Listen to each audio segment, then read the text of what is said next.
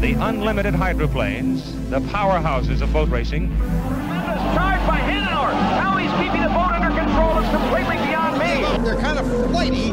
They're doing a little walk. Oh, no! Hey! Shane! Get even! 112 years. Let's get it going. We're 5, 4, 3, 2, 1, mark.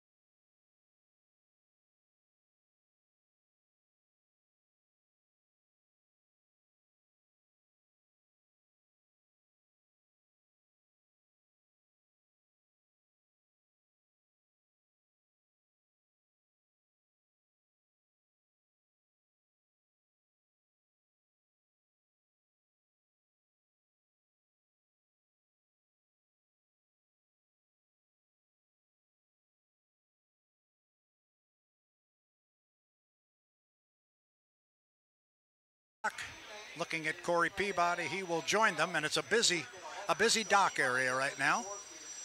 Also in the water is the defending national high points champion on the H1 Unlimited Tour. That would be the U1 Strong Racing entry of the Beacon Electric. It is driven by J. Michael Kelly. It's got a little different color scheme if you haven't seen it yet this year versus last year when it was predominantly red. It's still got a lot of red on the boat, but there's an awful lot of, I would call it yellow, that has been added to it. So it looks definitely different on the water.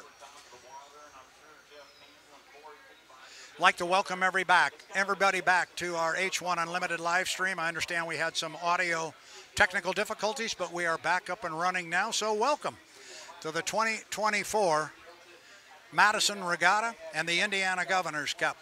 Brad Luce here on the tower. I'm joined by Erica Allreed down on the pit dock. And we're hoping to get some driver interviews both on camera and on the microphone and talk to Erica. She is going to be down on the dock talking to our drivers. A great job. She's looking forward to doing it, and I can tell you Erica Allreed is very good at it. 3 boats have come out, and as you see on the screen, we've had the fast laps of each of those 3 boats put up there. Dustin Eccles so far with a 149.770. The fastest lap. Second was Andrew Tate, the U91 Goodman Real Estate. He too at 149, but his is .499, a tick behind Dustin Eccles. And then Corey Peabody had a quick lap north of 146. Getting a great look on the H1 Unlimited live stream right now from the drone. You're looking right down the bow of the U11 to Miss Mercury's Coffee. Gone is the chartreuse and blue. Gone is the chartreuse and carnival orange. Now it is red and white trimmed in black. Brand new sponsor out of Bellevue, Washington. It is Mercury's Coffee Company. And boy, did they have a tremendous weekend in Guntersville, Alabama last week. And I was talking to the guys here on the PA a little bit ago. The entire Mercury's Coffee family is here. They were in Guntersville. They spent the week around the area down in Nashville. Coming up to Madison, they are here. Wonderful, wonderful people that has come on board with the U11. Scott and Shannon Rainey's boat, Unlimited Racing Group. Now the Miss Mercury's Coffee Company. Jamie Nielsen returns behind the wheel. The boat's a quick one. We know that for sure. People here will remember a year ago on our first heat of the weekend in Madison, it was Jamie Nielsen grabbing the inside lane and showing everybody the short way around the race course and picking up a first place finish. He did something very similar a week ago in Guntersville, Alabama. It just didn't happen to be the first heat of the weekend, but later on he took on the powers in H1 racing and scored a first place and a 400-point finish. It is Jamie Nielsen, the U11 Miss Mercury's Coffee.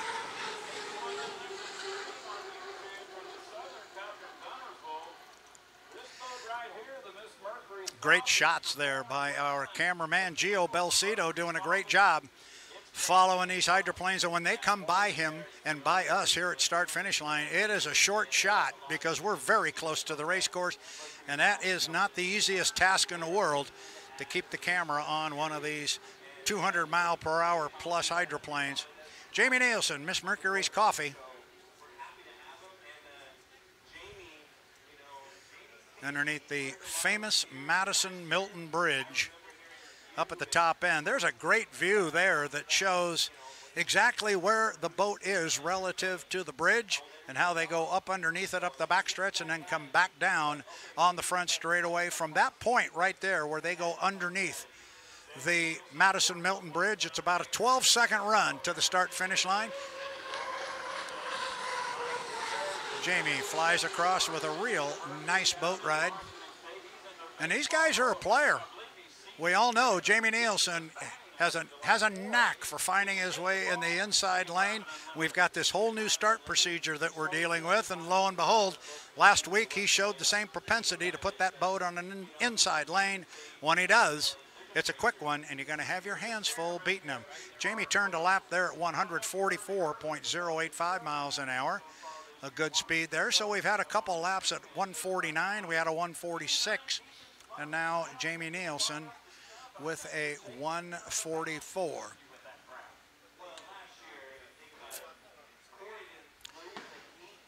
top end of the race course here slowly goes Jamie Nielsen, and it's quite a contrast on this race course, which is very, very long and very, very narrow compared to where we were racing last week in Guntersville on Lake Guntersville.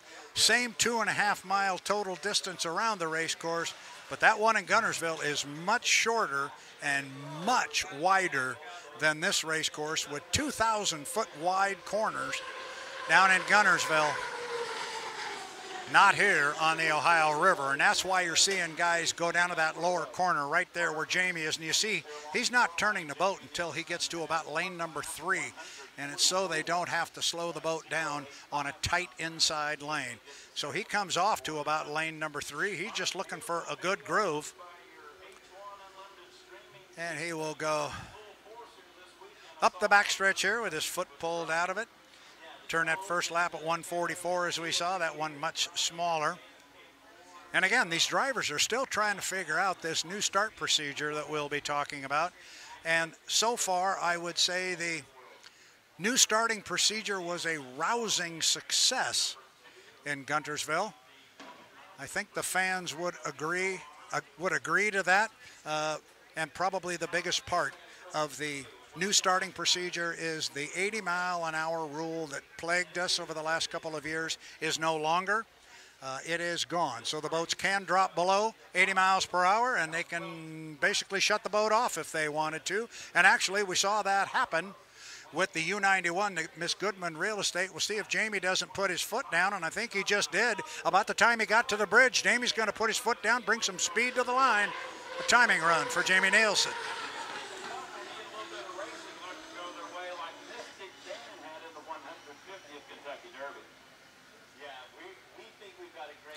So Jamie just made a run.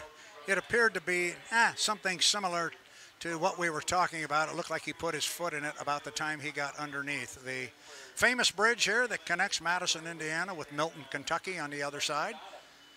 And as Jamie runs up the backstretch, you see all of those RVs and campers and so forth on the other side of the river.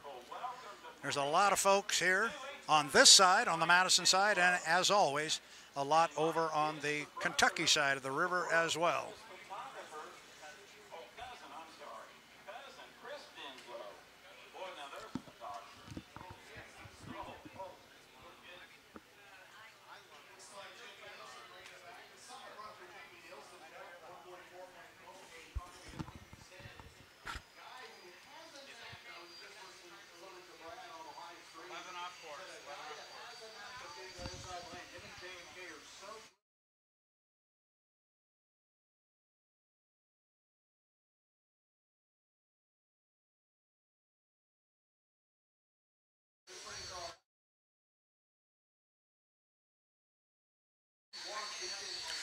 Looking at our fast lap so far, Dustin Eckel still sits atop at 149.7. Right behind him, Andrew Tate, Goodman Real Estate, 149.4. Then it's Peabody at 146. Jamie Nielsen on your screen right now. Mercury's Coffee at 144. Again, this is testing. These are the first laps so far of the weekend here. So this is just testing.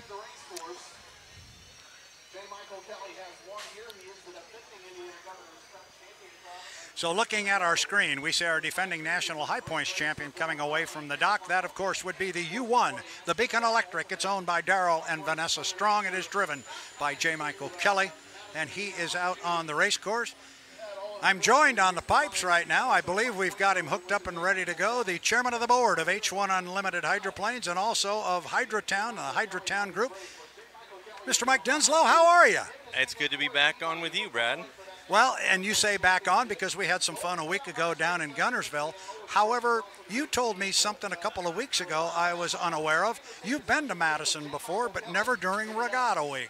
Oh, yeah. It can barely be counted as anything. We came in January for an annual H1 meeting, and it was 10-plus years ago, in and out in just a couple days, so I don't count that. This is the first time down Main Street, down by the course, seeing the volunteers out there, everybody, boats on the water. Yeah, this feels like the first time. And that famous Milton Madison Bridge. Oh boy, in Ayler's accent coming over the top. The Milton Madison Bridge. Yeah, he's big with that Milton Madison bridge. He likes to do it. Jeff Ayler, of course, my longtime broadcast partner, is about 15 feet away from me to the right. He is on the PA as J. Michael Kelly comes down the front straightaway, flying the front end on the U1, the Beacon Electric. He is our defending national high points champion. He immediately pulled his foot on that one, Mike. The front got away from him just a little bit there, I think. Yeah, he was, I'm sure, got a lot of people's attention there. He was very out of attitude and needed to pull the foot to make sure he can get through that first turn, because he's broke some ribs in that first turn. Oh, yes, he was on a first name basis with that hole down there coming out of turn one a couple of years ago.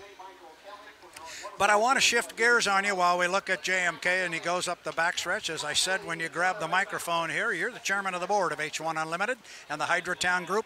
Tell me a little bit about that. I know we had the discussion last week, but let's go down the road again. The Hydrotown Group versus H1 Unlimited. What's the difference? Hydrotown Group was put together so that we could put a lot of money into a company to promote the sport. H1 Unlimited is more the operational side. So all the different things, the signing of the waivers, the parking passes, the plane tickets, you know, all that kind of stuff. Whereas Hydrotown is over here promoting, putting money into the live stream, for a perfect example, into the drones, working with other classes, working with APBA, trying to figure out ways to better promote the sport, and working with the race sites directly. Very, very positive reactions from Jake McCormick here in Madison on just a different feeling of this group coming to town, different feeling from the officials, volunteers, everybody. So very, very positive. There seems to be, and you bring up the race sites, there seems to be a renewed relationship there between H1 and the race sites. They seem to be working much more closely together. I had a conversation with Jake McCormick, whom you mentioned. Talked to Jake yesterday, and he made a point of saying exactly that. This group is so much easier to work with, and there's a number of different ways to look at this, but in some sense, the H1 Unlimited customer is the race site. We need that relationship. Absolutely. They're a partner and a customer as much as our fans and our sponsors. So we got very proactive in the off-season with communication with the race sites, and we're very happy with how things have turned out this year. And a lot of people might be looking at this and say, okay, we came here last year, you had 5 boats, you got 5 boats here. They're not seeing a big change right yet. It's going to take some time. Yeah, it's a little early, but it's going to take some time to show people what we're doing, get some excitement back. There's some people out there with boats that it became such a hassle to run them. They just threw up their hands and backed away. So now we're reaching back out and saying, hey, watch what we do this year. It's going to feel different. It's going to look different a little bit. So we're hoping that they come back and play in our little party here. So safe to say we got some guys on the sidelines that are just watching to see what you guys can pull off and how good we can make this look. Absolutely. I know of a couple former owners that played, and they're definitely watching the live stream. Because it's not the matter that we have to have more boats. There's plenty of boats. We just got to get them, to your point, to come out and play in our party. Well, think about it. If you've got a $1 million boat with a whole bunch of equipment, you can't just throw it in the water and race. It's not a pleasure boat.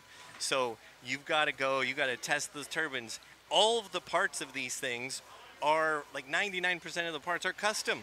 They're custom made. So you got to pull together a group of volunteers willing to put in their time for that, and then you've got to test the boat, and it takes months to get a boat ready to go. Wiggins last weekend, hey, they had their boat at 95% when they signed a sponsor, and they just finished that last little bit, and they jumped in the water, and they looked, for a brand new boat jumping out of the gate, that boat looked great. I think if memory serves me right, the second time they put that boat on the water, they turned a lap north of 163 miles an hour. Now, I know that's a big, fast race course down there, but that kind of a number is unheard of with a new boat. It used to be back in the day when you and I were younger. You used to take that first year. You spent that first year dialing the boat in. Not so anymore. These guys are so good at bringing a boat out of the box and being really positive. Well, it's still not a guarantee that somebody else could come out of the box and have that same success. They had some guy named Dave Vilwalk who's got a little bit of experience doing this on their side to help them get in that position. So the next person that does it, we hope that that expectation is not put on the next boat as well. that might be a little unfair. Yeah, that Vilwalk guy knows a few things. I'm not going to let you go until we walk a little bit down as some of our Grand Prix boats are being lifted into the water. As we mentioned, this is an open testing session for Pro Lights, Grand Prix, and H1 Unlimited. So we're going to have the water until 3 o'clock, and that is Eastern Daylight Time. Then we're going to take a 45-minute break, and our H1 Unlimiteds will come back out on the water at 3:45, and we will go qualifying. It starts to get real serious then. But before I let you get out of here, there was so much discussion, and I don't want to know how many hours we spent on conference calls talking about the start procedure. And we went round and around and around, but I know the start procedure we landed on is something that's near and dear to your heart. And I remember sitting in your office last December, and you actually brought up this start procedure where we are now. Talk a little bit about that and why it was so important that we made the changes we did, not the least of which was burying the 80-mile-an-hour rule. Well, do you want to see your favorite boat? As a sponsor, do you want to see the boat that you're sponsoring disqualified for running too slowly before the race even starts? I mean, that to me, we're in the entertainment business. We're trying to put on an entertainment event so people can enjoy it locally and around the world on the live stream. And oh, sorry, that boat that's out there, they got disqualified because they went 75 miles an hour. For 7 seconds. Yeah, it made no sense to me. I understood why they did it. It didn't make any sense to me. We put together a rule that, hey, you can go that fast, but guess what happened last weekend in Guntersville?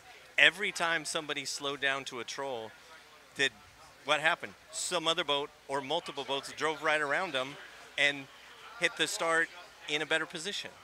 So this is making the drivers think. These are the best drivers in the world. Let's make them think on their feet. Let's go out there. Let's mix it up. But it worked out beautifully in Guntersville, as my good friend Brian Perkins, who's watching this on the live stream back in Washington, said, well, it was one. Let's see how it goes here. Because I would not expect the start procedures prior to the race that were employed by the teams. I wouldn't expect we're going to see the same thing. The drivers are still trying to figure this out too. But I think the big fear was if we took the 80-mile-an-hour rule out, we were just going to have a bunch of boats go out and shut off and sit somewhere. Well, we've changed that. First thing, they have to come out from the pit area and go all the way around the race course, basically on a parade lap. And I'm a fan. I think that's important. There's fans here that don't know these boats like you and I do, and they just know they like that red one or that bright orange one. They go, oh, that one's in this heat. That one's going to win. We need to do that, but it also burns up some time on the clock. That's less time to troll or shut your boat off. And then they've got to be here basically at the start-finish line at 90 seconds. So then again, that's time they're not sitting in the water. I think it looked really good last week. The 80-mile-an-hour rule that we buried, I think we had 2, maybe 3 instances where we would have eliminated a boat last week. Had that rule been in effect, it wasn't, and we had good racing all day long. Well, and not even on purpose. There were a couple times where boats just accidentally killed the motor and shut down. You know, we just wanted something to change it up. There is no perfect system. As you're on the board with me for H1, Brad, how many times did, Kelly Stockland or another owner have a view on, a different way to do it? And we went around and around for months. I don't know how many meetings we had specifically talking about this, but we just came up with something that we thought was the best for this year, and so far so good. We'll see how it works here, because we've got a long run from turn 2 to the start-finish line. So let's see what these drivers come up with. It adds another strategy. All right, do I hear that we have Erica ready to go down on the dock? All right, let's make this work this time. Let's do it. Thanks so much. Thanks so much, guys. Joined by Dustin Eccles with the U40. Dustin, you told me in the off-season that you guys were really working on how the boat handles, but now you said you're focusing on creeping back up in speed, and that was apparent in that one. So how are you doing that? Yeah, we went out this morning with a setup that we thought was going to work. The schedule got abbreviated a little bit, so we need to be fast out of the box, and it was that. We still have a lot left to put out there today, but the boat ride was absolutely perfect, and that's what we've been working on so hard. So now, keep getting faster as the weekend goes on. And are you happy with what you got out of yourself in that first attempt out, or is there still more you're searching for? There's a bunch more here.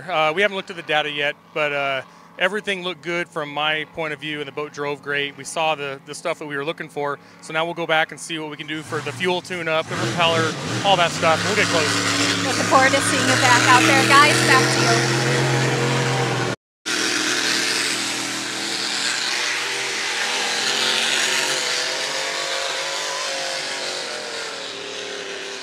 Thank you, Erica Allreed. And that's a big step for the H1 Unlimited live stream team. That's the first time we've made that work. We had logistical issues in Guntersville, lost an internet provider that precluded us from having Erica talking to our drivers. That's going to be a great addition. Thank you, Erica, very, very much. And it got very loud here on the start-finish line tower as our H1 Unlimiteds. 5 of them were here. They all got in the water. All boats ran, albeit a short run there for J. Michael Kelly in the U1. But we've got a couple of boats out on the water right now, and one of them is a mighty fast one. That is the GP35, but right now you are looking at GP50. That is Freedom Racing, and it's Freedom presents Diego's Mexican Grill this weekend.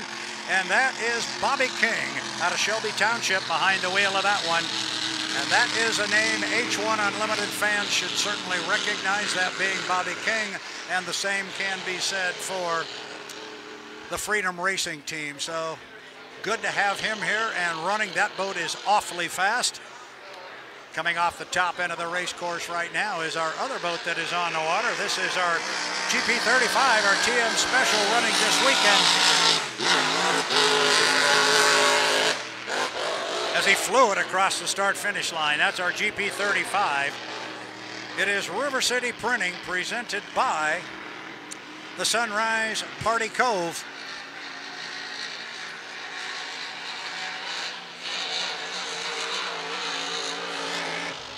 Up the backstretch, Brandon Kennedy, he was our winner a week ago. And that boat is a quick one as you see him come off the top end of the race course.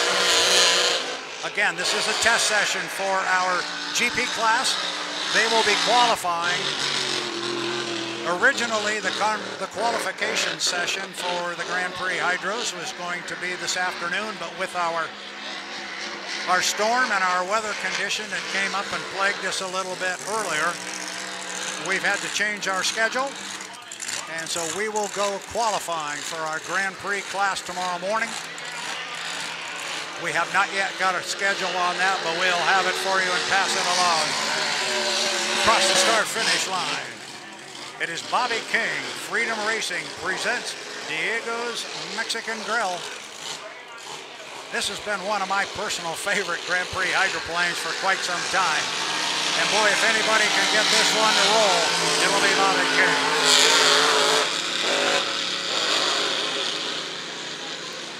Bobby King, of course, going up the backstretch, was our H1 Unlimited Rookie of the Year a year ago, driving for Rob Graham out in the Tri-Cities and in Seattle. Again, wonderful drone shot right there at the top end of the course. You see our Grand Prix course is smaller than our H1 Unlimited course. It's approximately 1.33 miles. It is not surveyed. Our 2.5 mile H1 Unlimited course is, as Bobby King comes back to the dock here, and our Freedom presents Diego's Mexican Grill. Great looking hydroplane right there with the red, white, and blue. Got the stars on the cowling, stars on the deck. Ken Brody, of course, a driver you've seen behind the wheel of that one for quite some time, but being replaced this weekend in the cockpit by Bobby King. And coming in right behind him is the GP35. That is the TKO Racing, and that's River City Printing, presented by Sunrise Party Cove.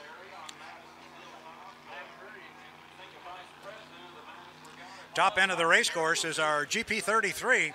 And boy, this one's a quick one. The guys are here from New Zealand again. This is GP33, Jack Lepton Motorsports, taking a slow run around the Ohio River right now, just making sure he understands and knows where the race course is. Jack Lepton out of Waverley, New Zealand, and the Jack Lepton Motorsports. Going to see Ken Lupton, also from Waverly, going to be out here later on in the weekend. He's in the GP 577 Lucas Oil, and he was our 2022 Madison Regatta champion. But right now it's Jack Lupton. And this boat is a quick one. Playing with the throttle a little bit as he heads up the backstretch. See if maybe he doesn't come down and pound the foot in it just a little bit. Moving smartly through the top end of the race course. Jack Lupton Motorsports, GP 33.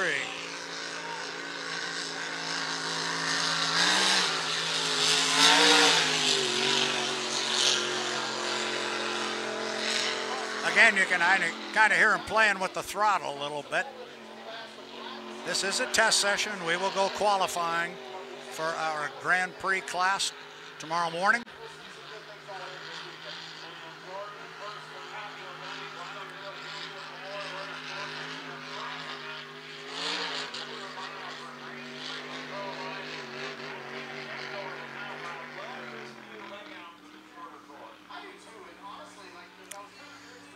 If this course looks a little different to those watching on the live stream than it did a year ago, it is. They've taken this race course and they've shifted it upriver about 700 feet. What that's really going to do is it's going to make the run to the start-finish line at the start a lot longer than it has been in the past, and that's going to definitely affect the start procedure for these guys. But I suspect it also means we're going to have our Grand Prix class boats hitting the start-finish line at the beginning with a lot more boat speed. Jack Lupton from Waverly, New Zealand in the GP 33 Jack Lupton Motorsports.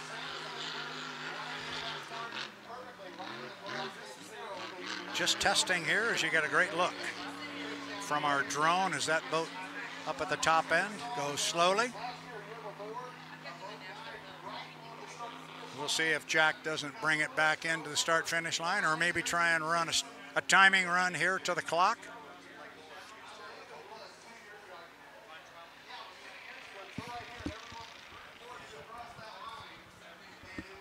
And he's going to bring it in. As you see, he's popped the lid there. And we'll bring the boat back to the dock. Jack Lupton in the GP 33 out of Waverly, New Zealand.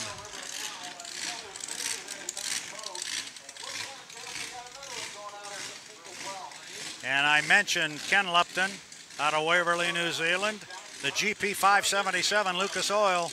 He is away from the dock and he will be out on the water here shortly. Got it up and running now. Ken Lupton follows Jack Lupton on the water. This was our 2022 Madison champion, GP 577 Lucas Oil, and that's Lucas Oil in New Zealand. Little bit of a difference. You might think it's Lucas Oil here. I was told earlier today that that is Lucas Oil out of New Zealand. So certainly good to have their participation in our racing here in the States.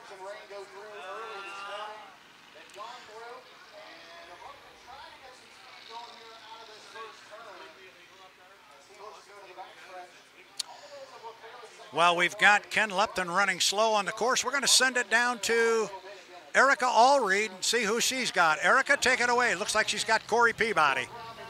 Thanks so much, Brad. Yes, here with Corey Peabody. Corey, it's safe to say that these waters haven't necessarily been the kindest to you in years past. So how do you right the wrongs here this weekend? Well, you know, we're here. We're going to, get past last weekend. We're going to do what we can this weekend. Just got back from our first test session. I noticed something was weird with the canard. I kept radioing back that it's doing something funny, and we took it apart, and sure enough, there was an issue with the canard. So we're going to get it fixed and get some fuel dialed in and hopefully get out there and get above the water so we're not bouncing around and all that crap. And how do you mentally reset after a trying round like that one, especially when they're back-to-back like this? Short-term memory, just forget about it, move on. There's nothing we can do about it. Just get focused on what we can do right here, and that's about it. Best of luck to you out there. We look forward to seeing you back out there. All right, thank you. Want to thank Erica Allreed for catching up with Corey Peabody in the H1 Unlimited U9 Beacon Plumbing. And Ken Lupton still out on the race course. We appreciate Ken being very quiet out there while Erica was doing her interview with Corey.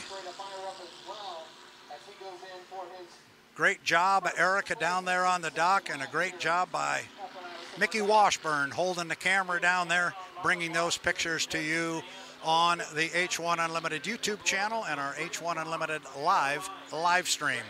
Still got Ken Lupton on the water in that GP 577, the Lucas Oil. Great looking hydroplane being followed up the Kentucky side of this race course by one of our drone pilots. Suspect that's Cameron out there that's following him around. Really get a good look at that. And you can see where that course cuts off as opposed to the H1 Unlimited course that continues on up underneath the bridge. Here comes Ken, see if he doesn't put his foot in it a little bit more. I think these guys are just out making sure everything is working well.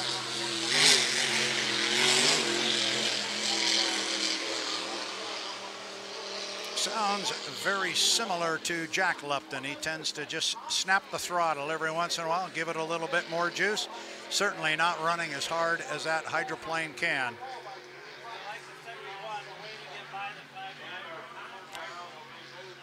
We had a field of 8 Grand Prix boats set to go this weekend, and then our 9th boat pulled into the pit area here later on this morning. The Miss Renee, the GP17 came in, so glad to have them here. They came up with a 2nd place finish a week ago down in Gunnersville. They'll be looking to improve on that, and if they do, it'll put them atop the podium. As Ken Lupton comes by one more time. Certainly picked up the speed a little bit on the straightaway that time.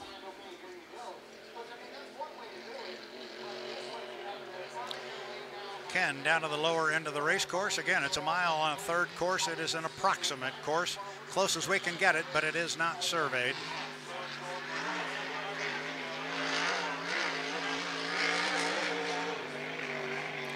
Again, this is a testing session only. The course is open to our Grand Prix hydroplanes, and our pro lights will be coming out on the water. We already had H1 Unlimiteds out on the water, and they will have the opportunity to come out again as we've got another boat away.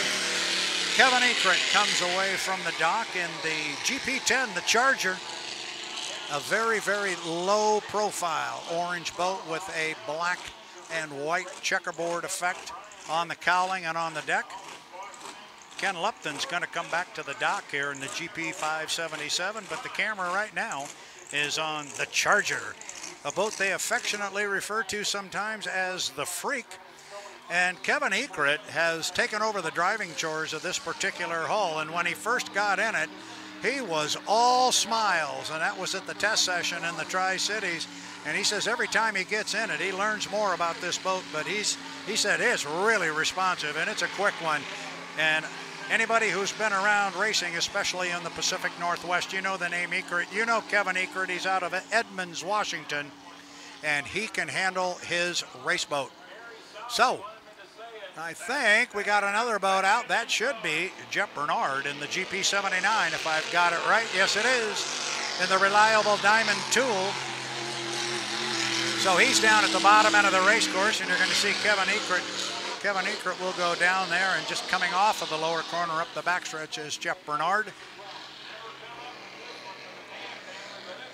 Camera right there again, tight on Kevin Ekert in the GP10, the Charger. The boat is owned by Brian Richards out of Snohomish, Washington. And Kevin's going to come up the backstretch, and he will encounter Jeff Bernard in the GP79. The Bad Influence Racing. Boat is owned by Mike Grindell out of Webster, Maine, and it is driver Jeff Bernard out of Kent, Washington.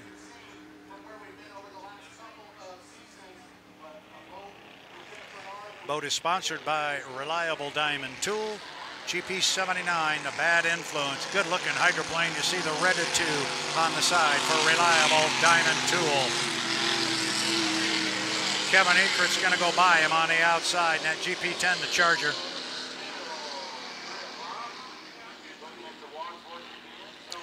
couple of boats together down there at the bottom end. You see from the drone, inside is Jeff Bernard, on the outside, Kevin Eckert.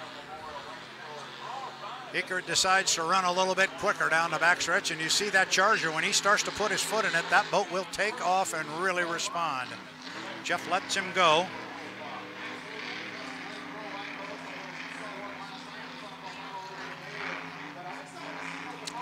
They can bring up to 3 of these Grand Prix boats out on the water at a time. We do have another boat in the water, our GP71, the Miss Liberty.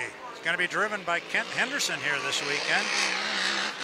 As Jeff Bernard comes hard down the front straightaway. As it looks like Mr. Eckert's going to go wide and slow down, bring his boat back to the pit area.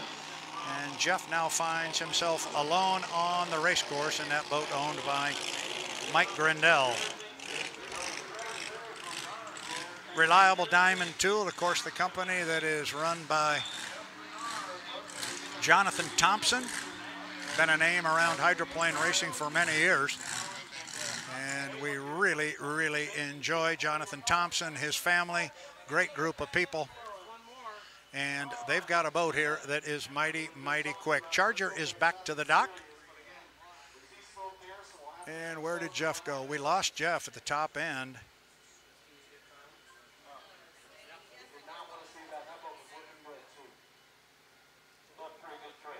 Clearly hot there. There's some smoke coming out of the stacks, but I think everything is okay. We'll watch Jeff as he extricates himself from the cockpit there. We'll get a patrol boat out to Jeff and pull him in.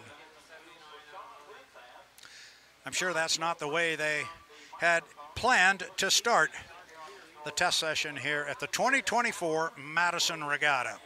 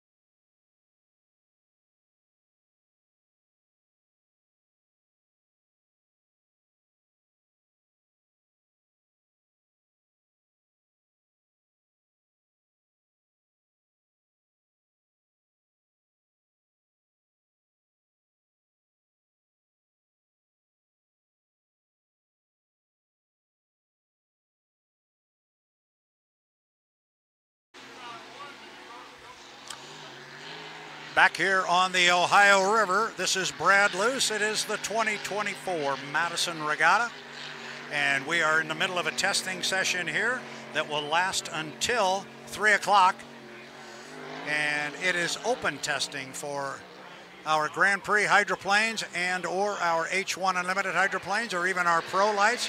We've got a couple of our Grand Prix on the water. That is the GP 577 Lucas Oil and our 2022 Grand Prix champion. That is Ken Lupton out of Waverley, New Zealand. Up the backstretch, we have our GP 71, the Miss Liberty, but right now your camera remains on Ken Lupton. That's who you're watching. We had an unbelievable storm come through here this morning, shut us down for the better part of 2 hours and put us behind the 8 ball a little bit for our schedule today, but we are working ourselves back onto that schedule. Quite candidly, the outlook for the rest of the weekend is very positive, so we are all hoping that that storm that came through will not bother us anymore, and maybe that'll be the last one we'll have. Grand Prix hydroplanes on the water. GP 71, the Miss Liberty, was driven last weekend by Tom Thompson. We understand Kent Henderson is behind the wheel of a boat they call the Wild One from time to time, but it's the Wild One presents Liberty in a Can. Ken Lupton made a quick lap around the race course. He's going to come back to the pit area. So right now it is all Kent Henderson, as you can see from the pictures online, turned into an absolutely glorious day here in Madison. So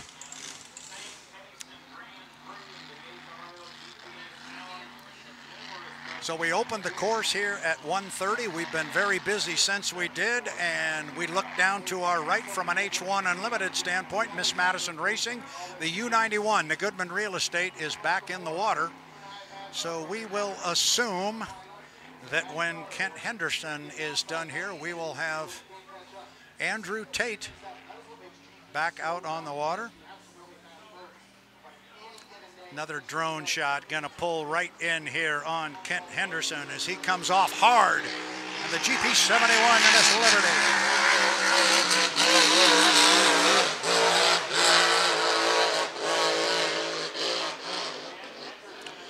Jump to the drone down at the bottom end, getting some great views.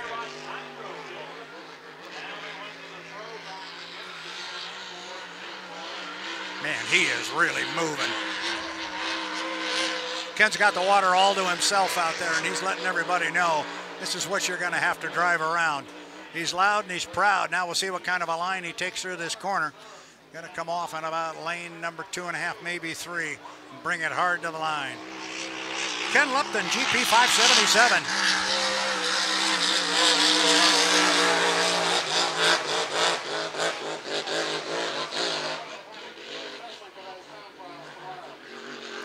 These guys were really strong down in Guntersville last weekend, and unfortunately they had some mechanical issues that precluded them from finishing the way they wanted to.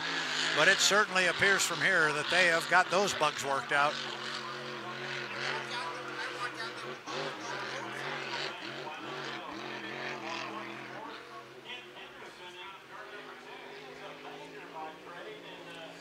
Ken's going to come down again.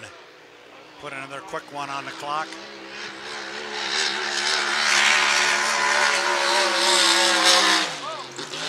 Picked up the front end a little bit there.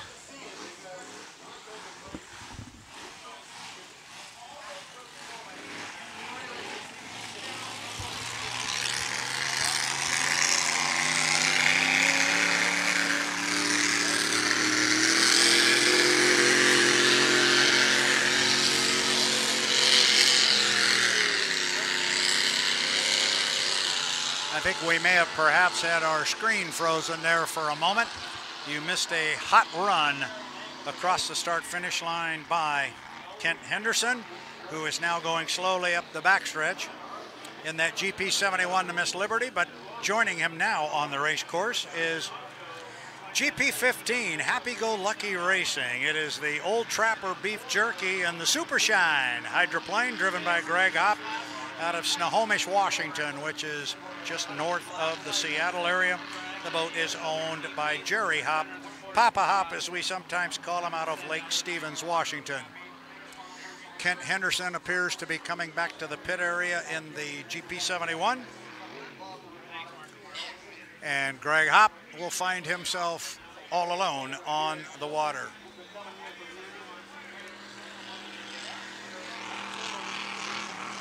It's a boat that was built, I believe, in 1996, if I've got it right. A very, very famous hull. Designed and built by Jamie Auld.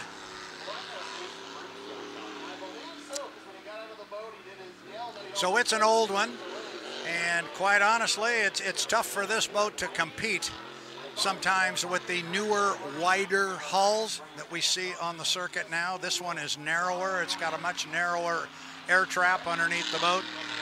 But you put it in a straight line and let Greg Hop get it wound up. This one will run with any of them. It is a fast, fast boat. It just struggles a little bit in the corners versus some of these other boats. Now you see the line that he takes through the course. He cuts the H1 course, and you can see the buoys going on up underneath the bridge there. That was a great shot by our drone pilots there. As Greg Hop comes off the top end of the race course, the Old Trapper Beef Jerky and the Super Shine. Sponsoring the GP15, Happy Go Lucky Racing.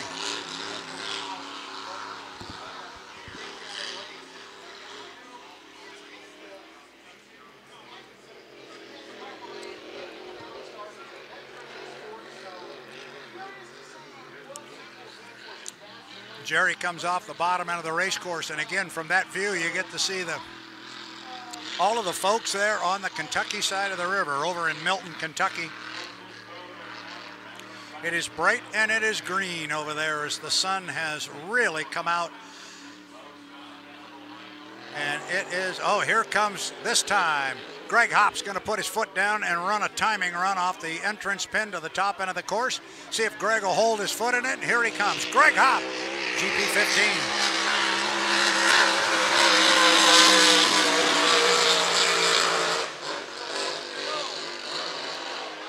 Walks the boat as he sets it up for the lower end of the race course, and he's going to keep his foot in it as he comes off the exit pin down there, straightens it out, and he'll run along the Kentucky shoreline. Old Trapper Beef Jerky, and now Greg pulls his foot.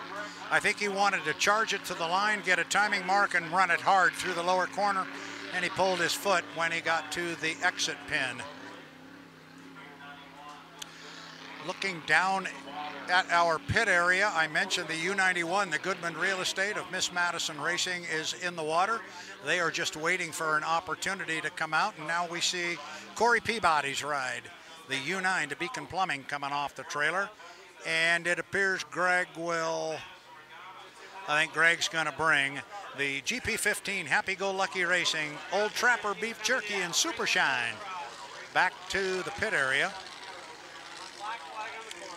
And it's very important that we mention the Old Trapper Beef Jerky, because boat owner Jerry Hop is always good about bringing us a couple of sacks of beef jerky up here. Suddenly it is quiet for a moment as the Grand Prix boats are all back to the dock. I don't think there's any more of them in the water.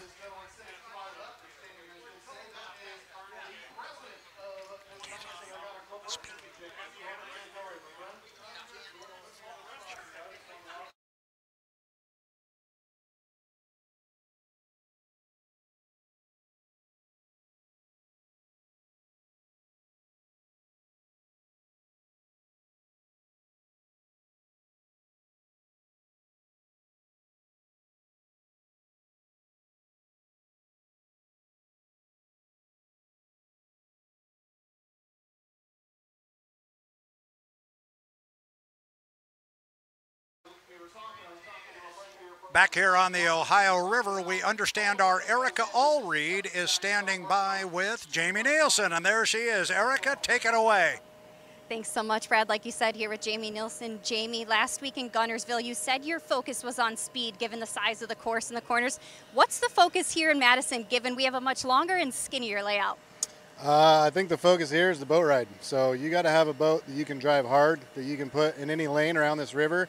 This course is as challenging as they come. So we're working really hard to get this Miss Mercury's coffee boat handling as well as we can, first and foremost, and then we're going to look for some speed. So that first run out was good. We learned quite a bit, but we also learned we got a long way to go. So.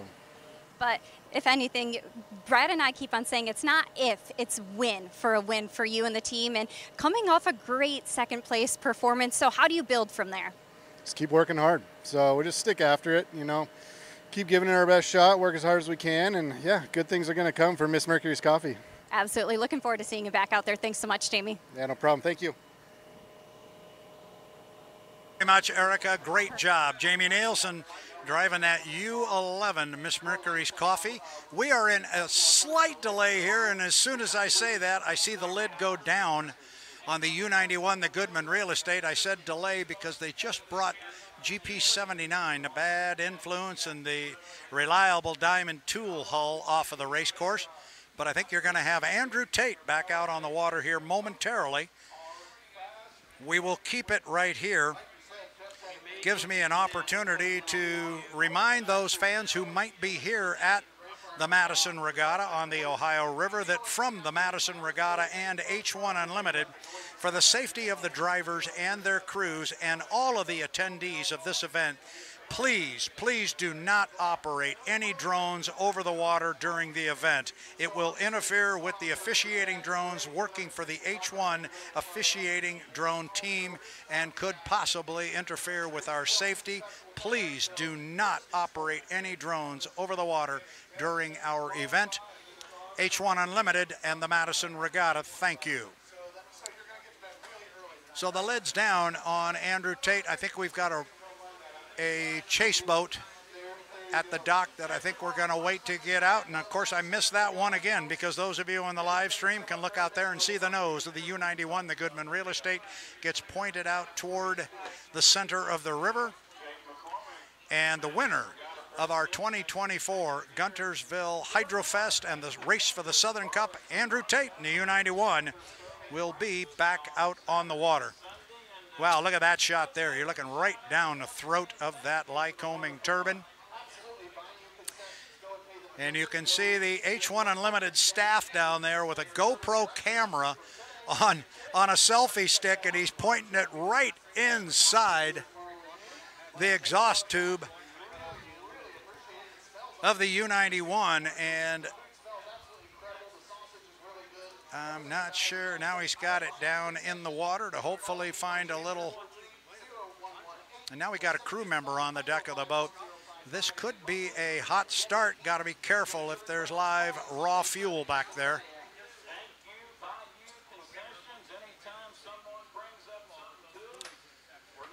So we're just watching here, trying to light up the Lycoming there on the U91, the Goodman Real Estate. The boat, home base right here, Madison, Indiana. The boat shop is in Tukwila, Washington. Andrew Tate out of Canton, Michigan. With 1,125 points, they are our high points leader.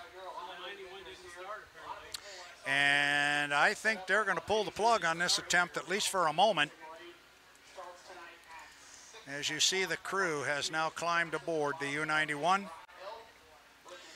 And I think they're going to open the lid and perhaps pull Andrew Tate from the cockpit. You see the chase boat there that brought in the GP79 and Jeff Bernard. This will give that boat an opportunity to return to the center of the race course. Meanwhile, there in the camera, you can see the U9, the Beacon Plumbing. Boat is driven by Corey Peabody. That boat is in the water. I would imagine that when they are ready, they can go.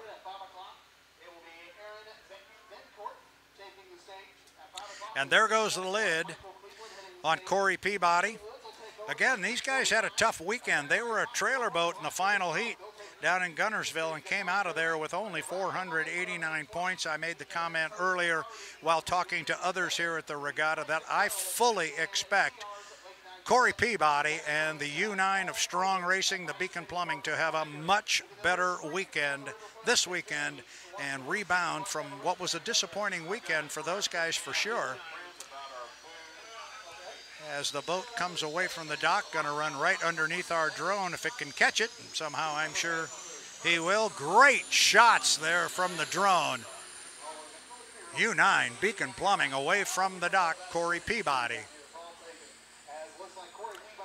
So he will go down toward the bottom end of the race course.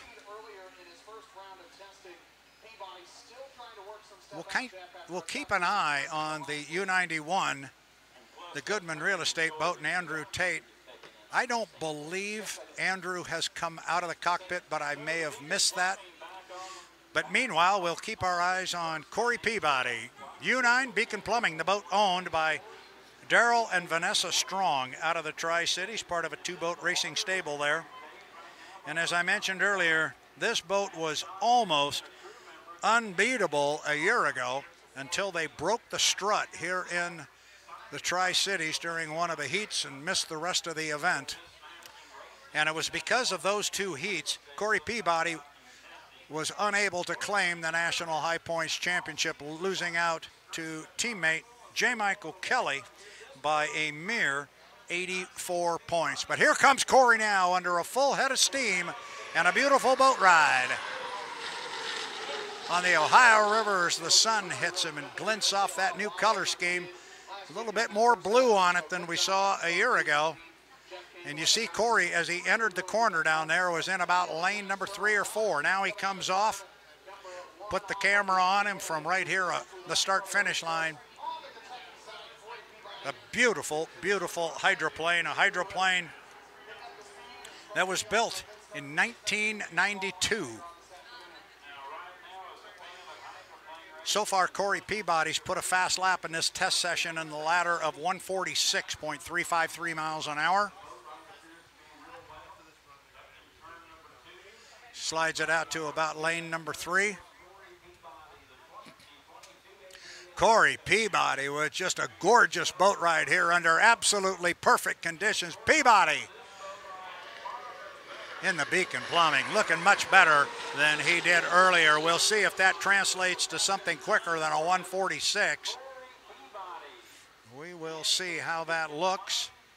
We get the drone shot there, the lower end of the river. I'll tell you, a few hours ago, looking down the river that way, you couldn't see hardly where the entrance pin was. It was so dark and very, very dark and gray.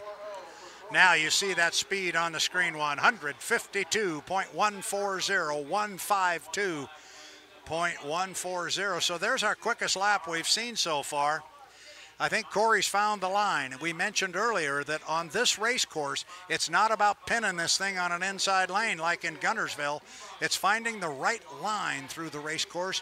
He may have found a good one here. He's tightened it up just a little bit. Tightened it up a little bit this time around. We'll see if that translates to a quicker lap. And you see there in the foreground as we went by, the U91 Goodman Real Estate is away from the dock. We'll check and see 153.149, 153. So there again is an improving lap as the camera switches to the U91 of Andrew Tate and the Goodman Real Estate. So whatever the problem was with getting that boat fired up at the dock just a moment ago has been put in the rear view mirror, and Andrew Tate successfully comes away from the dock. Great shot there of Andrew at the bottom end of the course. Meanwhile, I'll tell you that at the top end of the course, Corey Peabody has pulled his foot. Maybe he will do a timing run off the top end and start to understand on this race course just how long it takes to get from point A to point B. Remember, we've got this whole new start procedure. Now notice where Corey's starting this time. He's starting in like lane 1.5 or 2. See if he doesn't put his foot in it when he gets to the bridge. I mentioned it's about a 12-second run. And here comes Corey, puts his foot down. I didn't start a stopwatch, but it doesn't change. It's about 12 seconds off the bridge to the start-finish line.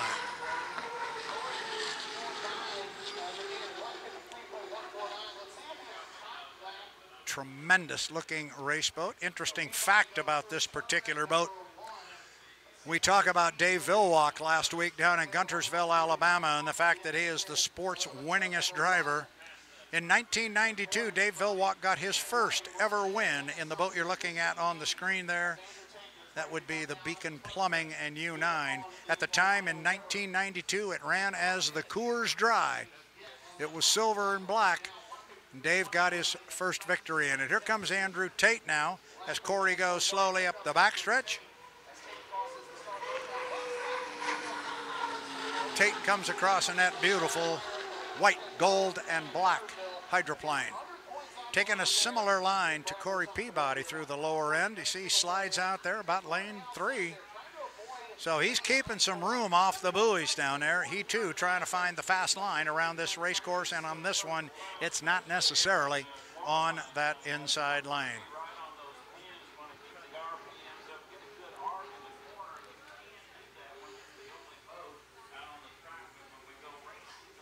So Corey comes very slow off the top end of the race course. We'll see what he does.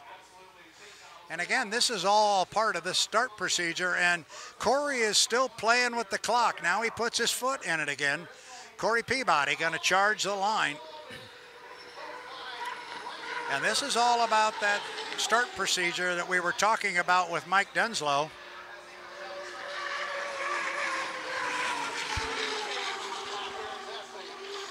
And basically, there's two very important timing marks that these drivers need to be aware of. They need to be at or behind the start-finish line at the 90-second mark before the start.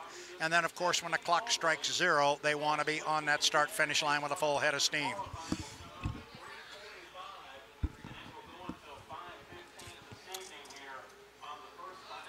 Andrew Tate roars past Corey Peabody. Tate running hard up the backstretch, and now Corey's going to cut the race course. We'll see if Corey comes in or if this is, and I think he's going to bring the boat back to the dock, and now Andrew Tate drops down again.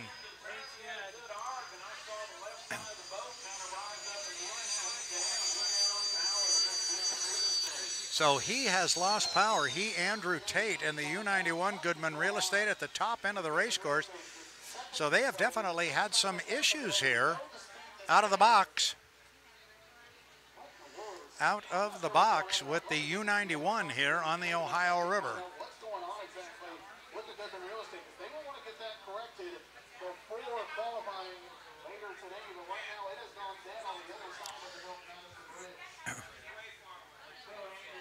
So he's a long way away from the pit area there. The good news is, I guess, he's on the front straightaway or the pit area side of the race course, and he's got the current working in his favor.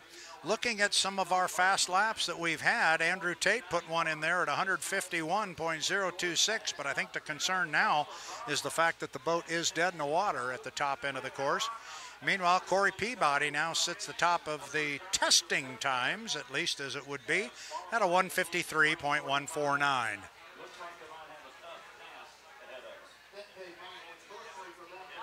And they have definitely called for a tow rope and a rescue boat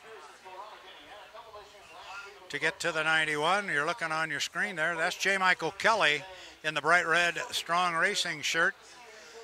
And he's there to meet his grade school friend and team general manager of Strong Racing, Corey Peabody, as the drone pulls back there from the dock. It's the 2024 Madison Regatta, going to culminate with the Indiana Governor's Cup here on the Ohio River. Looking up and down pit row, we do not have another H1 Unlimited hydroplane in the water, but we do have a couple of our Pro Lights going into the water.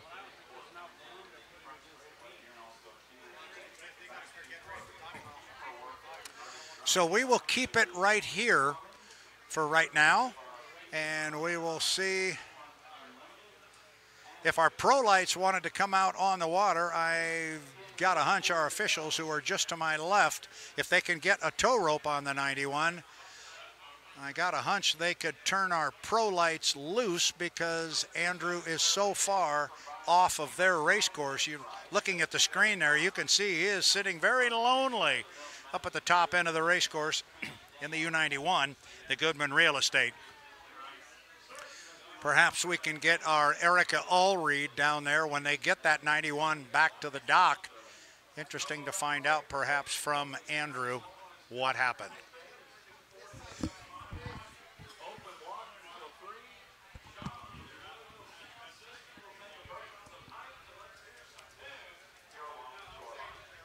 So we'll await to see here. As you saw, a towboat, I believe, head up the race course. You're looking at our two pro lights that are sitting in the water right now. This is our third class that will be racing here this weekend.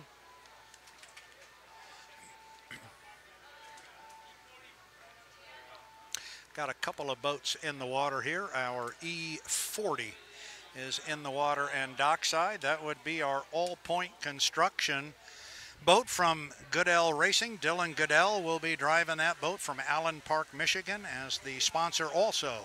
All Point Construction is from Allen Park, Michigan. That is the white boat. The second boat you see there, the one on the left with the driver aboard, that would be Dylan Goodell.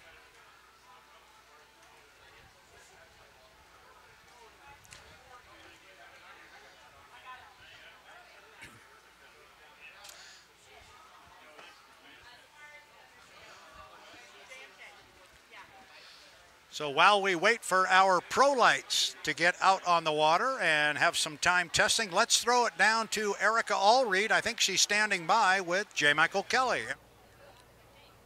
Thanks so much, Brad. JMK, we saw you only do about half a lap before returning to the dock, and right behind us the team is currently working on the boat. So what's your analysis of what went wrong, and can you break down for us what they're doing to get you back out on the water? Yeah, no, I mean, it's a new race season. We're trying new things, trying to go faster, and it just didn't quite pan out the way we thought it would work. So now we're kind of in a mad thrash. We don't have a lot of time for, in this round of testing with the delays and stuff like that. So we're in a mad thrash, getting the original stuff back on it, and not too worried. Boat should be good, but yeah, I mean, you got to try stuff, and it just didn't work out the way we wanted to, unfortunately.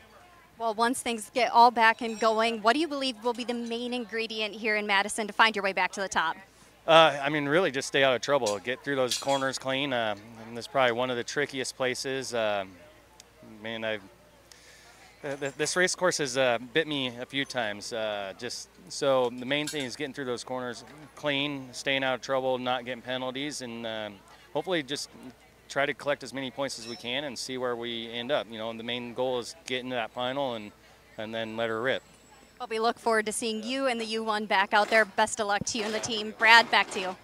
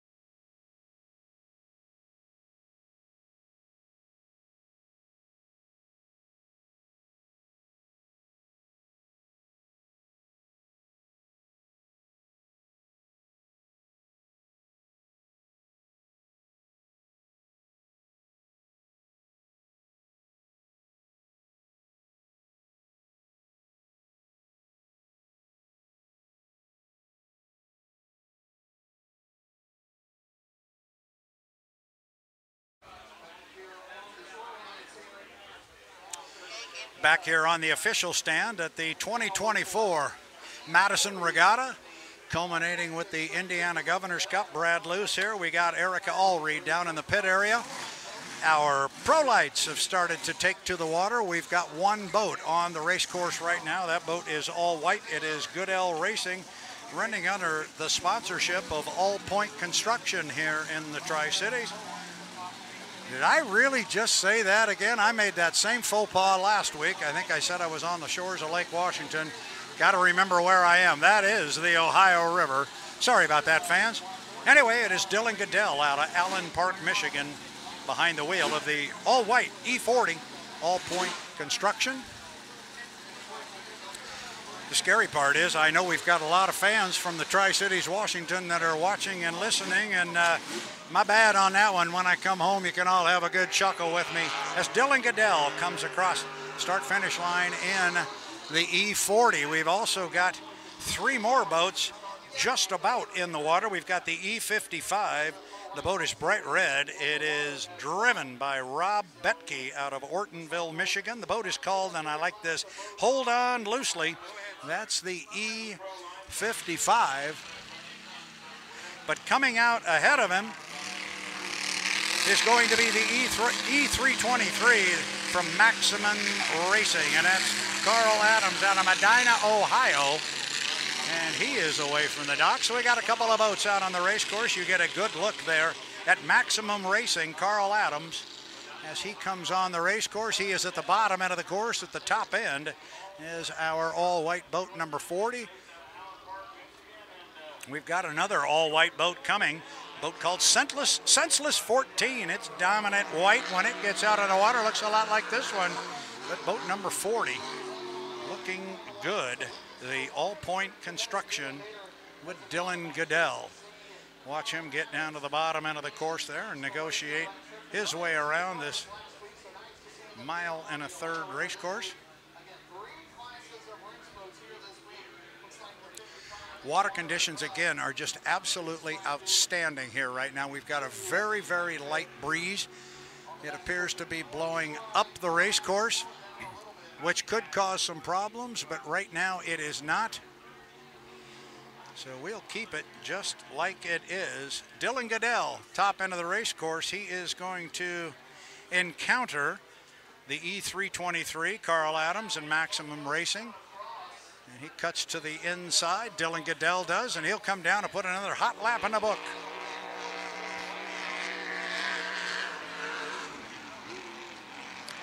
And he's definitely having an issue there, look like with his front canard wing. The front wing on that boat was really dancing when he came across start-finish line. So Dylan is apparently going to stay out on the race course with it, but it sure looked like that front wing was jumping. That could have been just simply him not controlling it at that point, but I don't know that he wants that wing bouncing like it was. We'll keep an eye on him as our third boat comes out on the race course right now. We got the E55 coming away from the dock. This is Rob Betke in that Hold On Loosely. It's bright red. He goes down to the bottom end, so we got 1, 2, 3 of our pro lights on the water right now.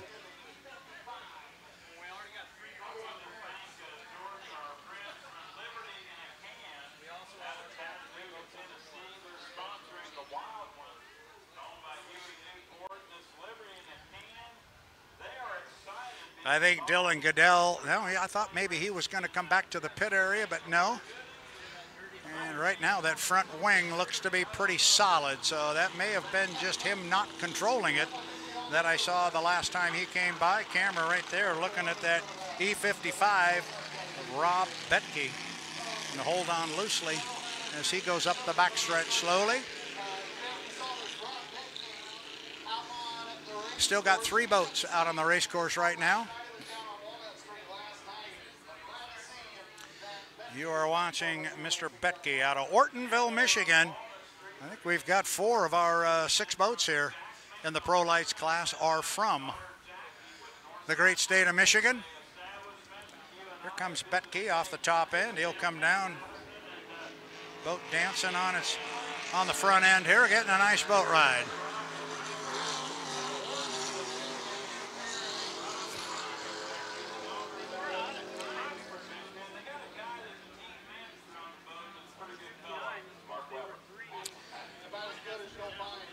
Rob Betke working it pretty hard at the bottom end. Looking up toward the top end. Got a couple of boats up there. This time I think Dylan Goodell is going to come into the pit area. And I got a hunch he's going to be joined on that return trip by Carl Adams in the 323 Maximum Racing. So our one boat that's going to stay out on the race course and be out there at least right now is going to be Rob Betke in that Hold On Loosely. As our other two boats are returning, we do have another boat in the water in our Pro Light class. And as we say that, Andrew Tate has just returned to the dock here. The boat just about all the way back to the dock area here. Andrew Tate in the U91, the Goodman Real Estate H1 Unlimited. And they cannot be pleased with the way things have gone so far today. They had an issue starting the boat coming out on the race course. Then they got it up and running, and the boat went up to the top end and died. So we'll have our Erica Allreed down there to check with Andrew Tate and try and find out what the story is there with the local favorite, U91, a Miss Madison Racing, and Andrew Tate.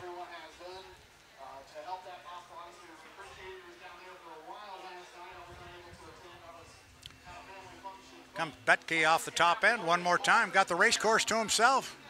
Seems pretty good. And I think the way it looks right now, it looks like Joe Less in that E500 Senseless 14 out of Grand Island, New York. It almost is appearing like he is awaiting to have the course all to himself. He's just sitting at the dock. He is in the cockpit.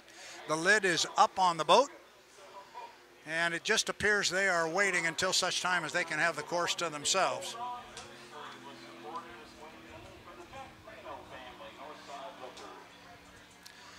And Betke now pulls his foot, and in the foreground we see Grand Prix boat number 50 headed into the water. So we're going to have more activity on the water, this time on the GP side of things. And as I say that, here comes the E500. You see the H500 on the side there. Boat number 500 in the Pro Light class. Senseless 14, Joe Less, out of Grand Island, New York, making his way to the race course.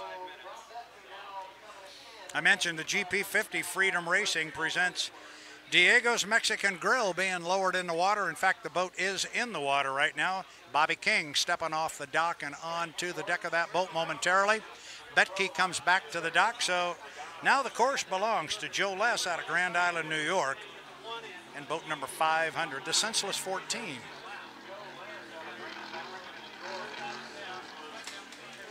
Very distinctive profile to that particular hydroplane, that being the boat number 500. The boat is predominantly white with that big number 500 on the decks above the sponson. An easy one to spot on the water. Joe Less out of Grand Island, New York. And he came away from the dock, went around the course slowly once, and it appears as though he's going to bring it back to the dock. So I'm not sure he's happy with what he saw or felt right out of the box. Great look there. You get a look at the offset on that boat. You see the whole cowling and the engine assembly, and that whole entire center section is offset to the left, moving forward.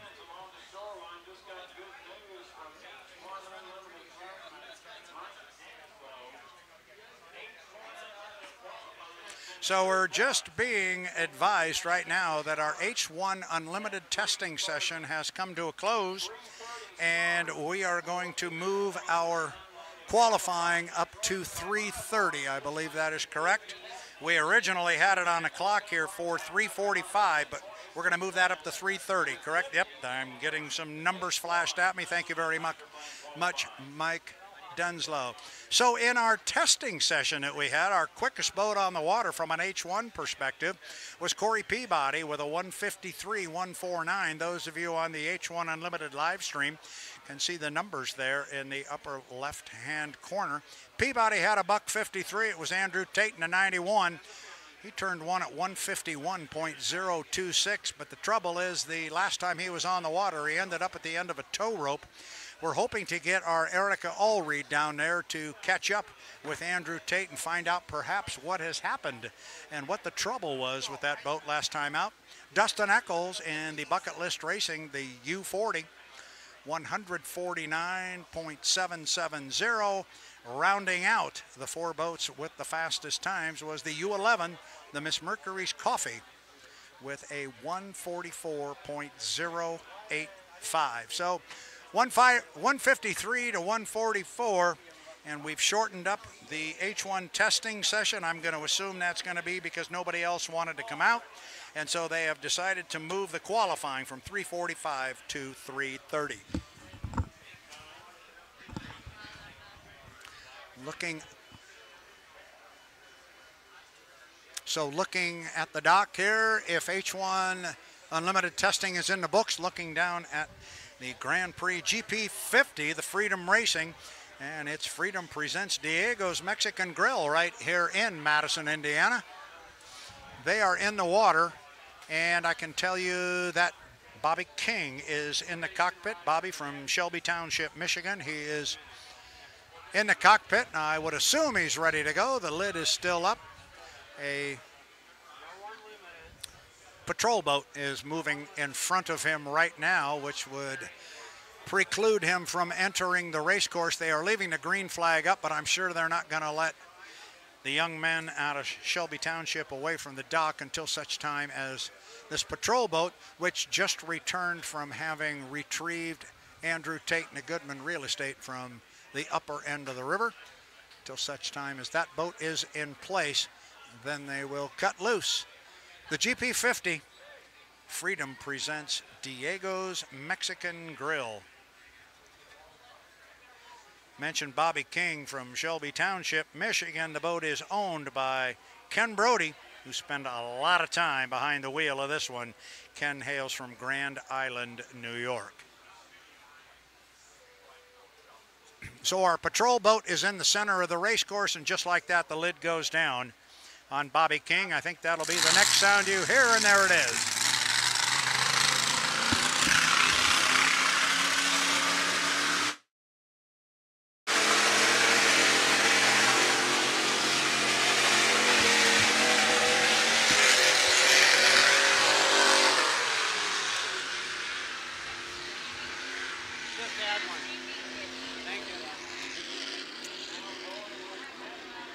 Bobby King away from the dock in the GP50. You can probably hear a little bit off to my right is my good friend Jeff Ayler. He's on the pipes here on the PA. We make eye contact every once in a while when this GP50 hits the water, because he knows for many, many years this has been my favorite of the Grand Prix class. I just like this boat. I like it on the water, and I never got to see this boat win. Ken Brody drove it so very well, and it just never could quite get over the hump, but this one is a quick one. GP50. Now it's got Bobby King behind the wheel, and Bobby knows how to handle it and will do so very well. Bobby King out of Shelby Township, Michigan.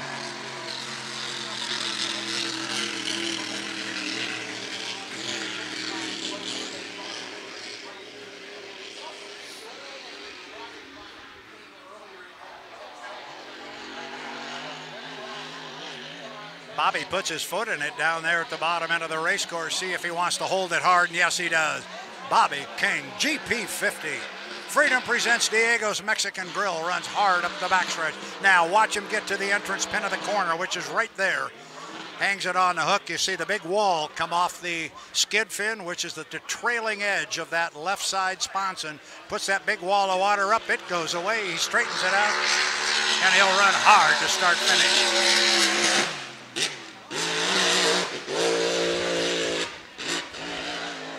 Pops a little bit as he goes down to the bottom end of the course.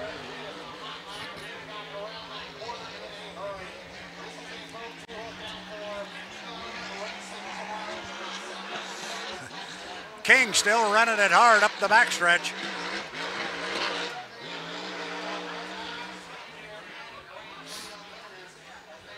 Now watch him bring it hard down to start-finish line. Nice corner at the top end, Bobby King. This guy really knows how to handle a race boat. Whether it's that E242 all-white LDC construction Pro-Light hydroplane or the U12 Graham Trucking H1 Unlimited hydroplane or this boat, the GP50, Bobby King, you put him behind the wheel, he can handle it. H1 Unlimited fans know to look to our left. They'll see, you can't see him, but I can from here, Jimmy King. His dad talking to him on the radio.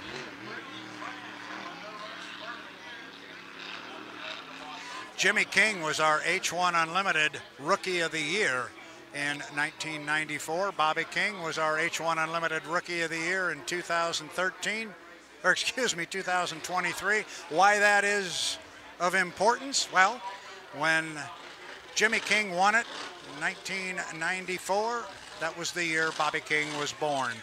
Both those H1 Unlimited Rookie of the Year trophies sit side by side in their boat shop.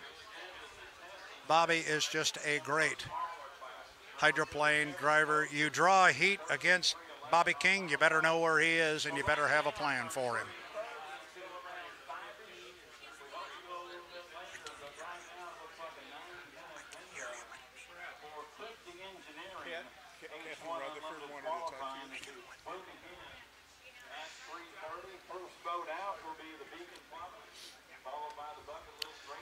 It's the 2024 Madison Regatta and the Indiana Governor's Cup. Right now, at this moment, we have no boats in the water ready to go. I think I see a couple of our pro lights in the water, but I think they're going to be coming out.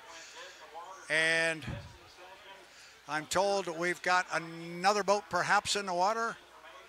Perhaps the GP15. Did they just set that boat back in?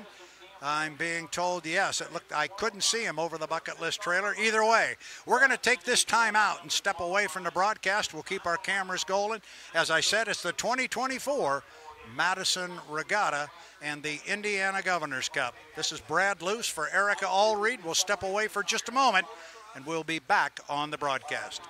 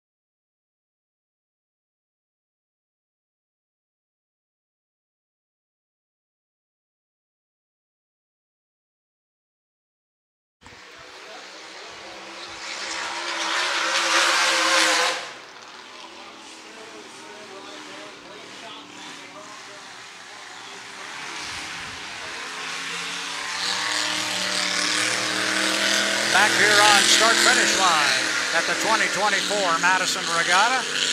We are still in an open testing session for our Grand Prix hydroplanes and our Pro Light hydroplanes. I have 3:17 on my clock. I believe the course will remain open for this testing until 3:30, at which time we're going to go H1 Unlimited qualifying. Got a couple of our Grand Prix boats out on the water right now. One of them is our GP15, the low-profile yellow boat. Yellow boat from the Pacific Northwest that's sponsored by Old Trapper Beef Jerky and the Super Shine. But right now you are looking at the GP33 of Jack Lepton Motorsports. Greg Hopp, I thought, was coming back to the dock, and indeed he is. So we will focus on GP33 Jack Lepton Motorsports. Boat driven by Jack Lepton. They are here from Waverley, New Zealand. They came a long way to be a part of the show. We are very glad they are here, and I say they because we got the GP33 Jack Lepton Motorsports. We also have the GP577 driven by Ken Lepton, also from Waverley, New Zealand, the GP577 of Lucas Oil. But right now, Jack's got the course to himself, and he's running a whole lot harder than he did earlier, although he's not keeping his foot in it all the way up the backstretch. Got the RPM up through the top end of the course, though. Looks strong through. They're going to come down maybe and give a hard charge to the start-finish line. It is Jack Lepton.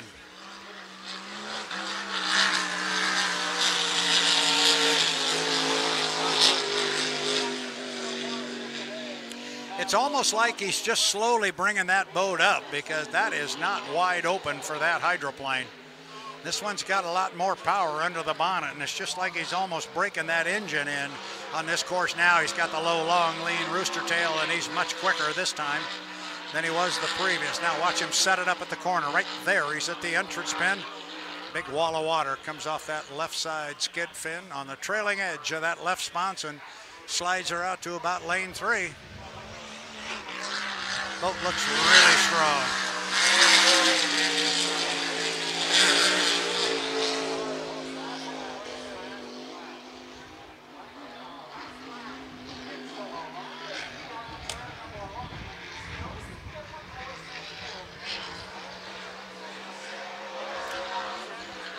Jack scooting up the backstretch.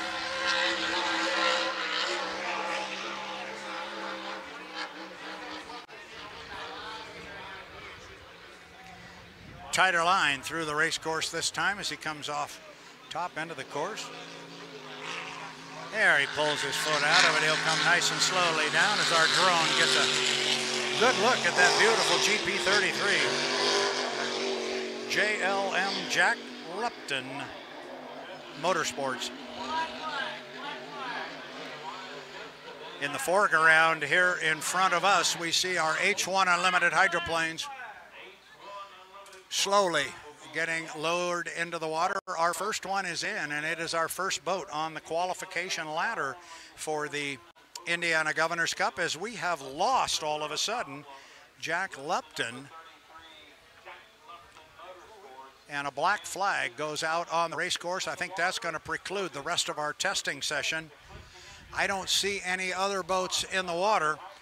The next one that is in the water is our H1 Unlimited U9, Beacon Plumbing, and Corey Peabody, and he is first up on the qualifying ladder, and that qualifying session should begin at 3:30. Tough break for Jack Lepton in the GP33 out of Waverley, New Zealand. While we have a break here and we get ready for our H1 Unlimited qualifying session, we're going to take a chance now to step away and go to All Access via Bucket List Racing and Taylor Evans. Taylor, take it away.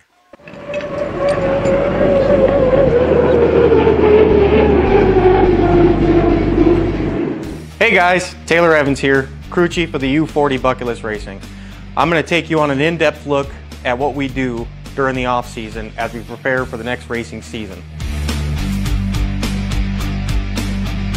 What we start with is stripping the boat completely down. Our last race is San Diego Bay Fair, which is a saltwater race.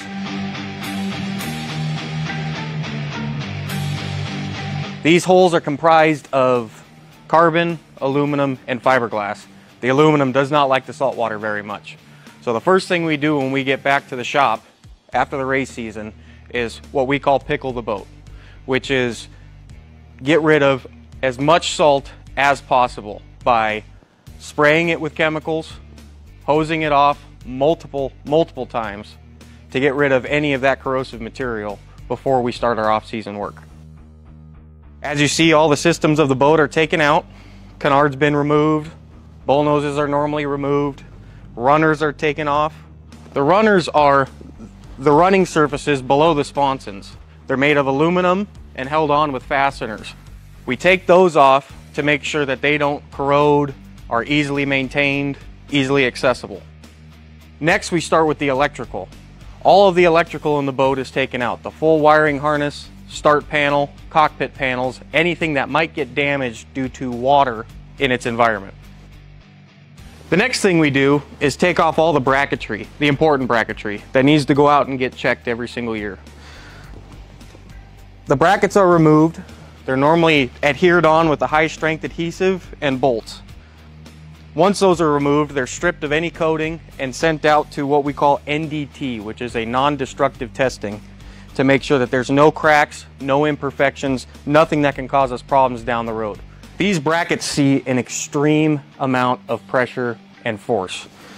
You're talking about a 7,000-pound boat going 200 miles an hour into a turn and hanging a left. So we need to make sure that these are up to the task with no flaws, no cracks, nothing. Same thing goes for the rudder bracket. It gets removed every off-season to be stripped down, sent out, and checked to make sure that there are no flaws. Next, we remove the steering cables. The steering cables are connected to the steering wheel in the cockpit and run all the way back to the rudder bracket to steer the rudder. These are crucial. Any flaws, anything from corrosion to nicks to frays to wears can lead to disaster. So these cables come out every single year to be inspected and pull tested. Next, we look at all of our pulleys. Make sure that the pulleys inside the boat that run or guide the steering cables are not flawed, not damaged, the bearings are okay. We check all of that. Next, we send out our rudder. Same thing like the bracketry. We want to make sure that there is no nicks, no cracks, nothing that can cause us issue during the race season. So everything is checked and looked over with a fine-tooth comb to make sure it goes on the boat the way it should. Once all those brackets are sent out and our rudders are sent out, we move to our electrical. The electrical components of the boat are very critical. Here we have our start panel, which needs to be gone through and checked every single year by going through and checking terminals, cable ends, connectors, everything. One pin can make it so you miss a heat. Same thing with our cockpit panels and our start panels. Everything is gone through, made sure that the wiring is happy, switches are functioning correctly, and if so, if they need to be replaced, replace them. Same thing with our wiring harness. All cable ends are checked. Look for corrosion, frays, any broken wires, anything that can lead to not starting or not running. On top of the 440 here, we've got our turbine engine. And one thing that will happen every off season is the engine is washed at the race site and then removed when we get back home to go through all of its inspections. And we go from top to bottom, removing case halves to inspect the inside of the engine, removing the PT or the power turbine assembly of the back side of the engine. Basically, we break the whole engine down to double check that bearings are happy, we don't have any metal in the oil, our clearances are proper and correct to make sure that we are maintaining the right amount of horsepower and the right amount of efficiency as we move into next year. Here we have our gearbox. This sits in front of the engine and converts the 15,000 RPM out of the engine to a much more manageable 8,000 RPM to the propeller. Every year, these get broken down, split apart, gear wear, gear patterns, everything is double checked to make sure that these are running in line. Bearings are looked at. We sample the oil to make sure we're not getting any metal particulates in the oil.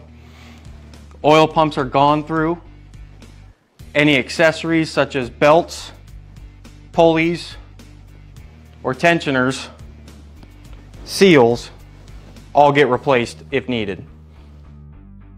Here is our propeller. It's a 16-inch diameter 3-blade propeller that drives this boat to 200 miles an hour.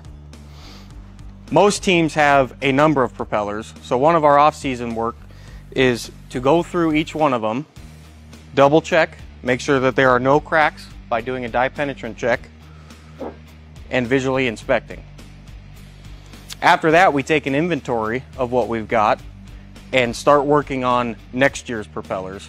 So we start with a brand new forging, which goes up on the machine and sees 80 hours of machine time to get it to a close finish. Then it goes to balance, polish, and sharpen. All of that work goes into about 200 minutes of runtime on one of these before we consider them timed out and time for a new one. Once the boat's back together, it's time to put it up on the trailer and take it outside for a trailer fire. We light the boat off, check all systems, make sure there's no leaks, everything is running the way that we believe it should be before we go to the next race. Once that's done and we're happy with that, it's time to load the truck, pack it up with all the spares, spare fairings, rear wings, cowling, engines, gearbox, propellers, you name it, goes in the truck. So we are prepared for this upcoming race season.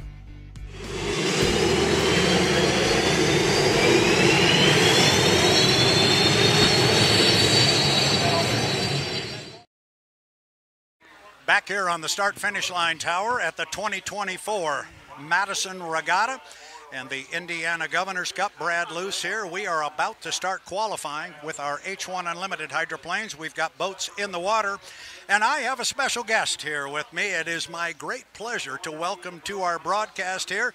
I think it was 2006 he won the World Championship down in San Diego. He's also an APBA Gold Cup champion. He talks in a different language once in a while, but we're going to keep him on the English side here. Welcome to the broadcast, Jean Thioret. Jean, welcome to Madison.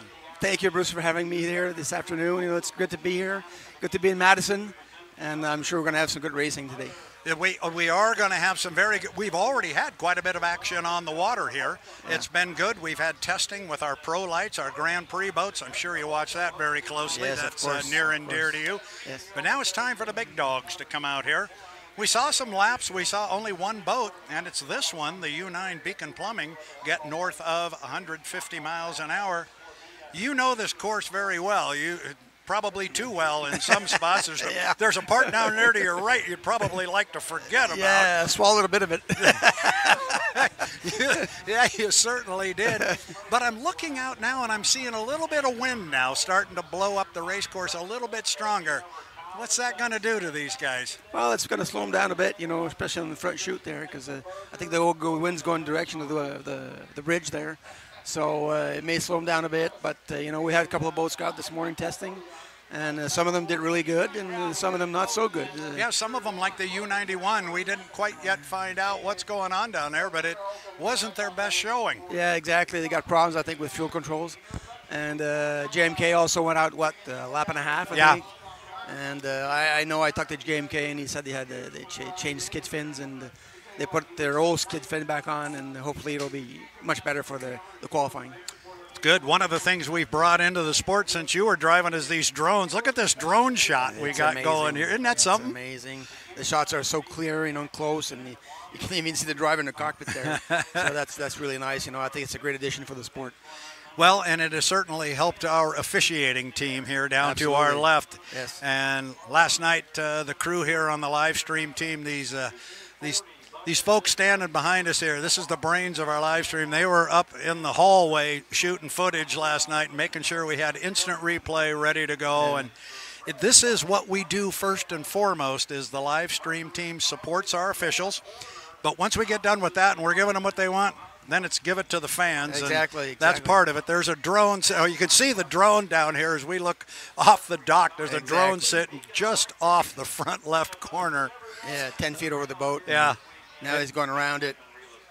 Yep, there's the drone right there on the screen. Yeah. So, and they will be first up. It'll be the U9 Beacon Plumbing, Corey Peabody. They are simply just awaiting a green flag on the race course, which we'll get from the officials just to our left. So you were back in Madison, I believe, a year ago, were you not? Yeah, I was here last year, and it was good. You know, the water conditions in the last 2 years are amazing here.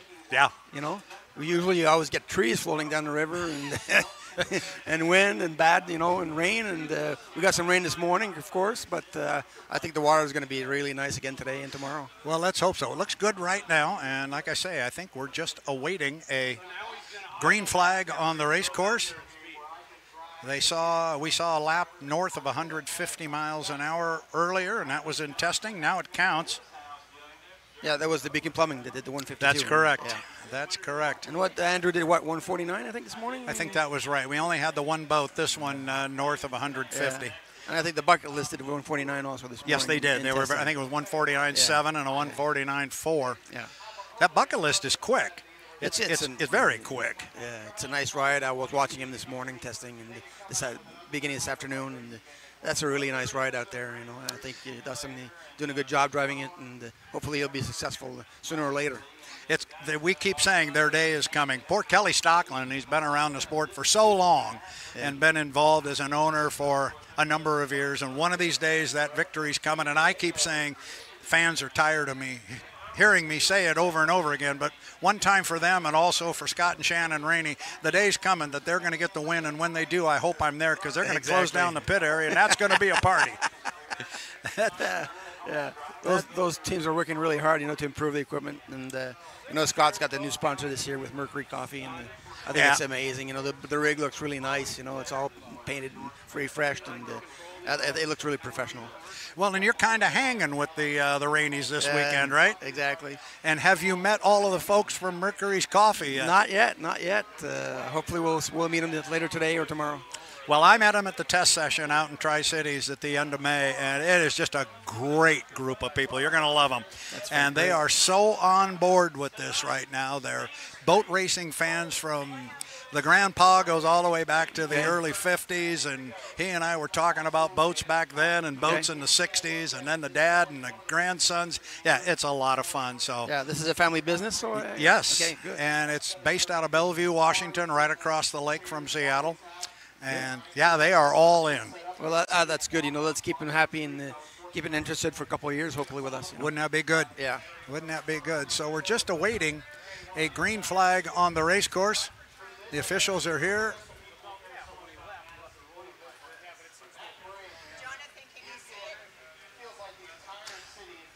Yeah, I just read some lips here that they were looking, Jean, they're looking at some roller activity down there in the first turn, just hoping it'll dissipate a bit. Yeah. And we've got a green flag on a race course just like that. So this is our qualifying ladder right here, Jean. So the 9 and Corey will be first out. He was our quickest lap in testing, but now it's for some points, and the points are important, as you know. Exactly. Our top qualifier today will receive 100 points. Our second fastest will get 80, and then it goes 70, 60, 50, and on down from there. And this is the point I like to make, Jean. We talk about whether, and okay, it's not a whole lot of points, but we talk about whether or not the qualifying points are important.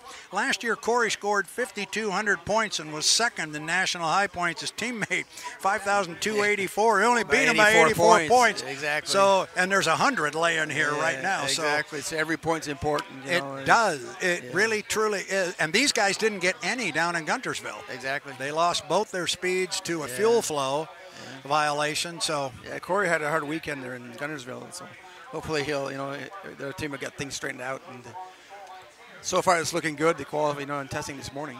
Yep. And we have the RevChem Composite Company has come on board as a official sponsor for H1 Unlimited. They are the official composite supplier to H1 Unlimited, and in addition to that, they have offered up $2,500 to the top qualifier at each one of our events. So there's that's fantastic. There's a $2,500 check floating around here that Andrew Tate picked up last week. I'm sure everybody likes that. Yeah, I kept asking if he was going to share it with me, and I don't know. It didn't seem get to the happen. answer, right? No, it didn't happen. So I can't tell you how happy I am to have you here. We're going to have some fun this weekend, and we'll give you a good look, at least at the race course when the boats are out. You get a good view. Yeah, it's a fantastic place to see the races. Can't ask for a better seat. That's it. So the lid is down on Corey Peabody in the U9, the Beacon Plumbing, and the nose begins to get pushed out toward the center of the Ohio River. And here we go. Let's get the qualification party started. Walt Ottenad right down there with that GoPro hanging it right behind the boat, giving you a look right down the throat of that turbine. And now the drone follows the boat away from the dock. That drone view is amazing. Look at that. Isn't that something? Jeez. Great shot. I got half a notion that's this young man right here in front of us, Cameron, who is sending us those wonderful shots. Great job, young man. Yes. H1 Unlimited live stream. This is the H1 Unlimited qualifying session. Points are on the line. We're going to start. Jean, nothing's changed from when you were driving. We're going to come out here. He can put up to 3 laps on the book. He will start when he comes across the start-finish line the next time. He'll get a green, white checker. He'll get 3 times around if he wants them. The fastest lap will be his qualification speed after he goes through tech inspection. Exactly. So he'll get this here is pure speed now. Yep, this is it. You don't have to hold your lane. You don't have to do it. You just go. No timing runs. Nope. Just go fast. And you see he's way up at the top end of the race course there, and he's staying wide. He's going to come off the buoy row and slide out to about lane number 4 or 5 out there. He's giving it a lot of room. There's something wrong. He's going off track completely. Here he comes, Corey Peabody. Got it up and running now. We'll put him on a clock. Corey Peabody. Gotta like, ride. Yeah, I was going to say, you gotta like that boat ride. Corey stays out wide. Got to find that line through the corner. Jean, we were talking about this on this race course. You don't want to stay tight to the buoy row. You got to find that line out there outside because this one's just such a tight race course. Especially here in in time trials, you want to let the boat slide out. Don't watch too much speed and. Just like that, Corey is all the way up to the Milton-Madison Bridge. He goes underneath it. You'll see that big buoy up there that he passes right now. As he enters the top end of the race course, he will come down and put lap number 1 in the books. Again, he'll get to put 3 of them on the clock. He will select his fastest, and then the boat will go through tech inspection. Corey Peabody, not only the driver of this boat, Jean, he drives the truck and he's the team general manager, so he's all in on this racing team. He's got a lot of responsibilities there. He does. You'll see some rollers in the corner there for sure. Yep. We'll get a speed up here on the clock here. See if we get, and the first lap is 151.026 miles per hour. That's a good lap. Yep, 151.026. Boy, just an outstanding boat ride. Yes, it is. The water's pretty nice. It is.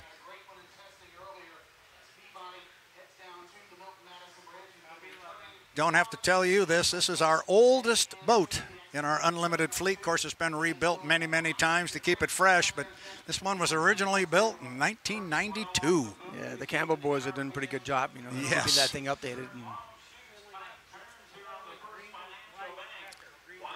Here comes Corey.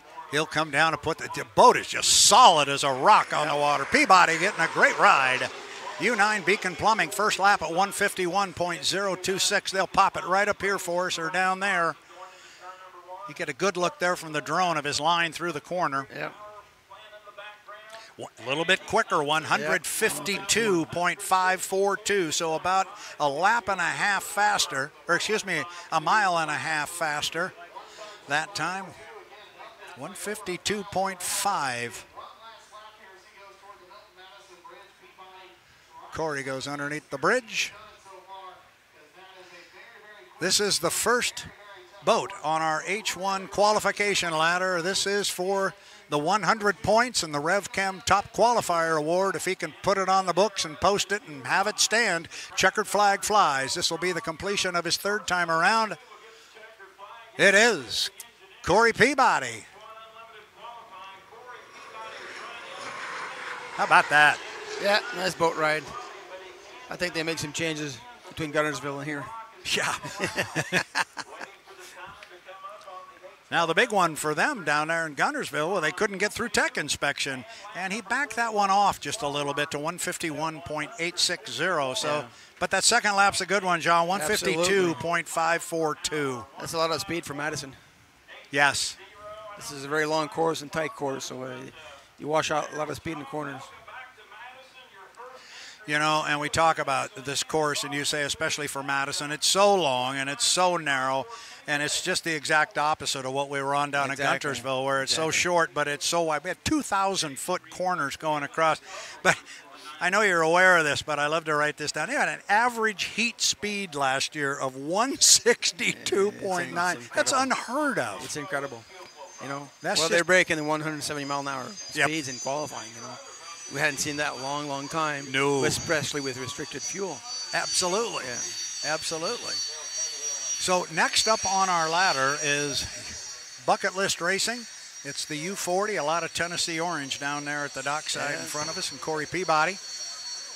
And speaking of that 170-plus mile-an-hour lap, these are the guys that did it. Absolutely. The Bucket List kids.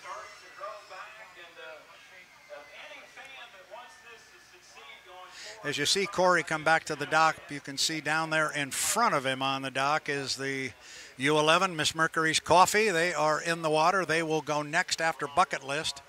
And the lid's down on Dustin Eccles. And just like that, we will run another boat out here. It comes quick in qualifying. Yeah, well, especially with only five boats, it's very quick. And everybody will have an opportunity to come out and run twice. Yeah, the qualifying goes on to what, to 5:30 or 5? I think we are going on till 5. 5 o'clock? Okay. Till 5. Thank you. Good. Yep, 5 o'clock.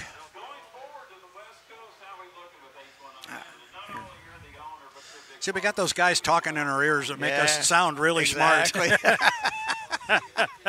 They're checking us all the time. Yeah, they have to tell us how much time is left. Well, it's sitting right there in the upper left corner.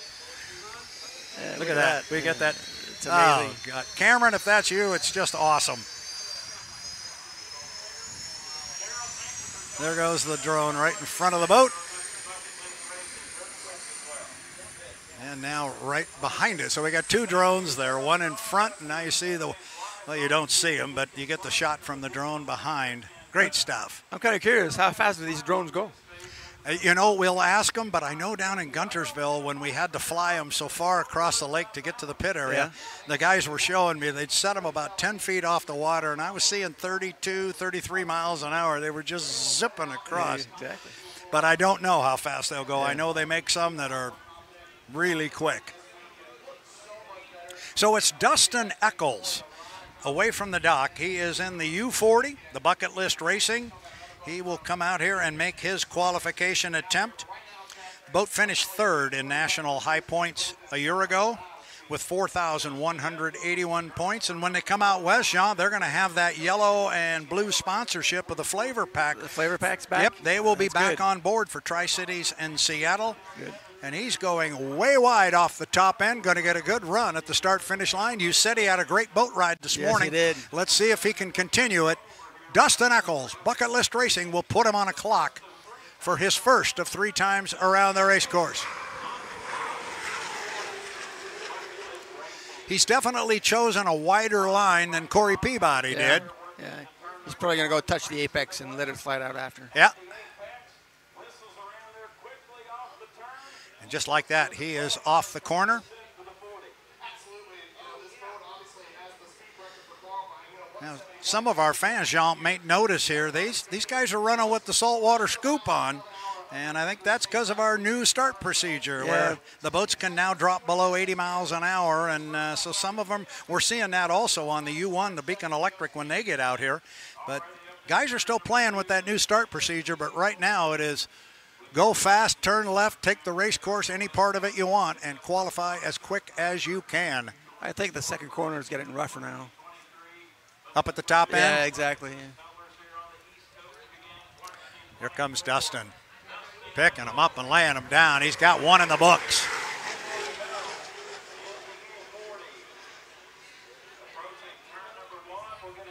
We'll get a speed here on Dustin Eccles quickly. He's already off the corner. 151.382, so he's knocking on the door. And if that second or third lap is a little quicker, he might jump over Corey Peabody.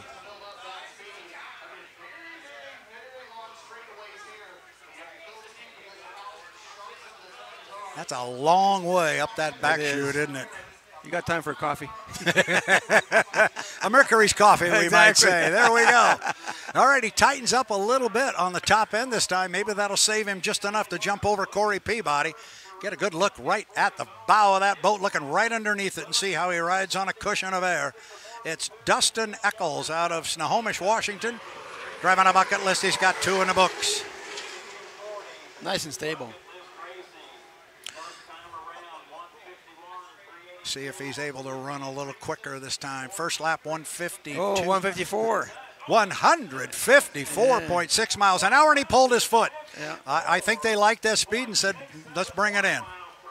Or is something wrong? Or did something happen? He's dropping down. Yeah, there's something wrong.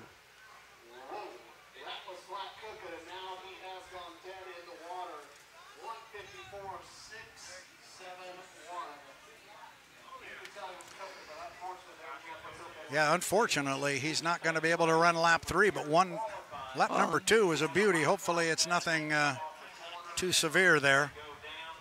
You can see the propeller still there. You can see on the image there.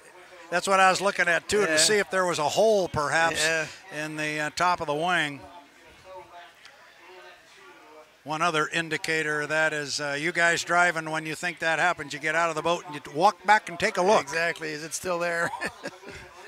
Because that can cause some serious damage. Yes. But that's a good number, 154.6. Sure is. Sure is. Remember, our boats still have to go through tech inspection, so it's a little bit of a tightrope here from our verbiage standpoint. The speed is definitely official, but it's not an official qualifying time until they clear it with tech inspection. The speeds are right. That's not going to change. It's just whether or not it is legal. Drone over there showing us that Dustin is getting himself out of the cockpit. Young man, I think I may have said Snohomish. He currently resides in Monroe, Washington, not very far away from Snohomish. And if that's any indication, I didn't see him walking to the back of the boat, so I'm thinking better. Yeah. And that reflection you saw in the water there. Maybe he knows what happened. Let's hope. And oftentimes, as I'm sure you did it many times, you feel something, you're not sure what it is, you shut it off. Exactly. You just pull the foot and say, well. Maybe he had a vibration or something and just decided to shut it off.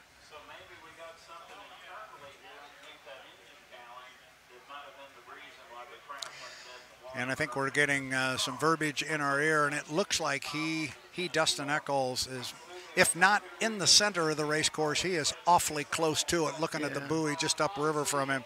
And I think we're hearing in our ear, as soon as they get him under tow and get him into the center, they will release the U11 and the Miss Mercury's coffee.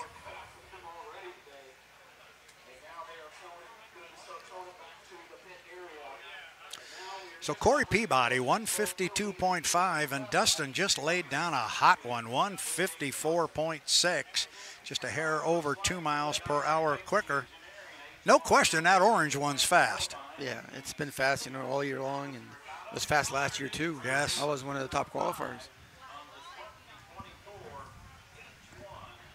You're going to look back now.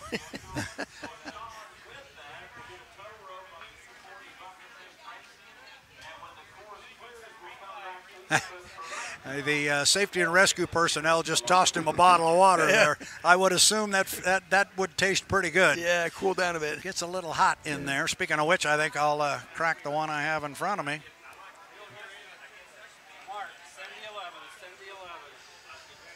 So I believe down in the pit area, our Erica Allreed has Corey Peabody, who recently qualified at 152. Erica, take it away. Absolutely, like you mentioned, Brad, a 152 for Corey Peabody on lap 2. Are you happy with what you got out of yourself in that one, or do you feel like there's still more left in the tank? I think there's more left in the tank. It was a good, solid run for us.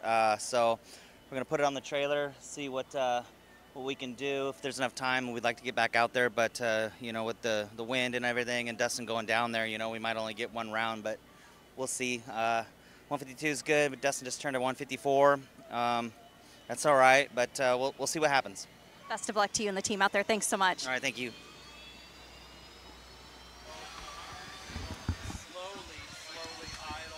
Well, the U11's getting off the dock.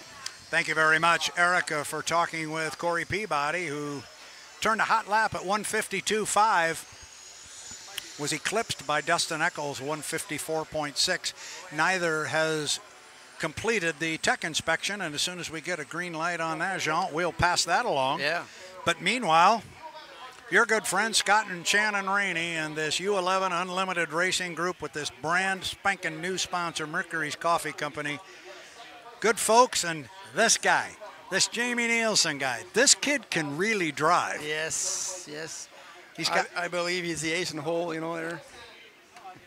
And he's got a knack of getting an inside lane. We saw it here last year when he snookered everybody, took an inside lane in Heat 1, and he got the jump on everybody, and nobody's going around him.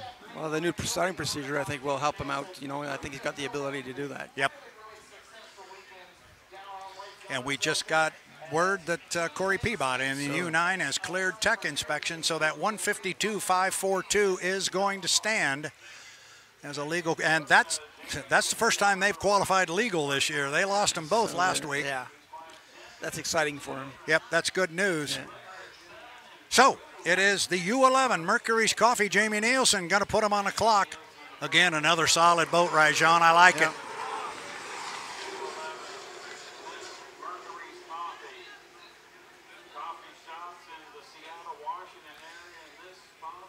And John, probably nobody knows Scott Rainey any better than yourself. That guy can fix a race boat. You give him the right tools, the right equipment, he'll make it go fast. Yeah, Scott's dedication is unbelievable, you know. And he worked very, very hard to get the boat ready with a new sponsor and all that. Painted the truck, painted the boat, and everything looks really good. And just like that, underneath the Milton Madison Bridge, hangs it on the hook, that big wall of water coming off that left side skid fin at the trailing edge of that inside sponson. Jamie will come down and counter that breeze that Jean talked about blowing up the front straightaway. Yeah, the breeze is getting higher now.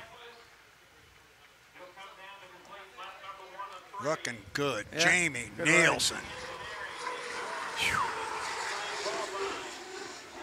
And so he's got one in the books. We'll see what kind of a speed we get from Jamie Nielsen. First lap 144.7, 144.7 for Jamie Nielsen.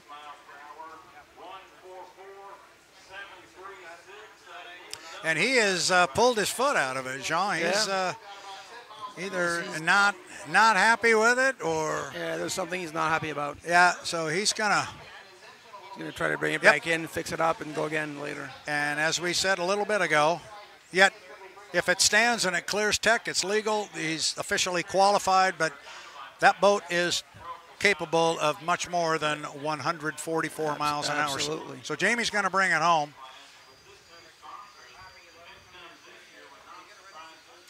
And Scott Rainey, who's standing just down to our left in the corral, he will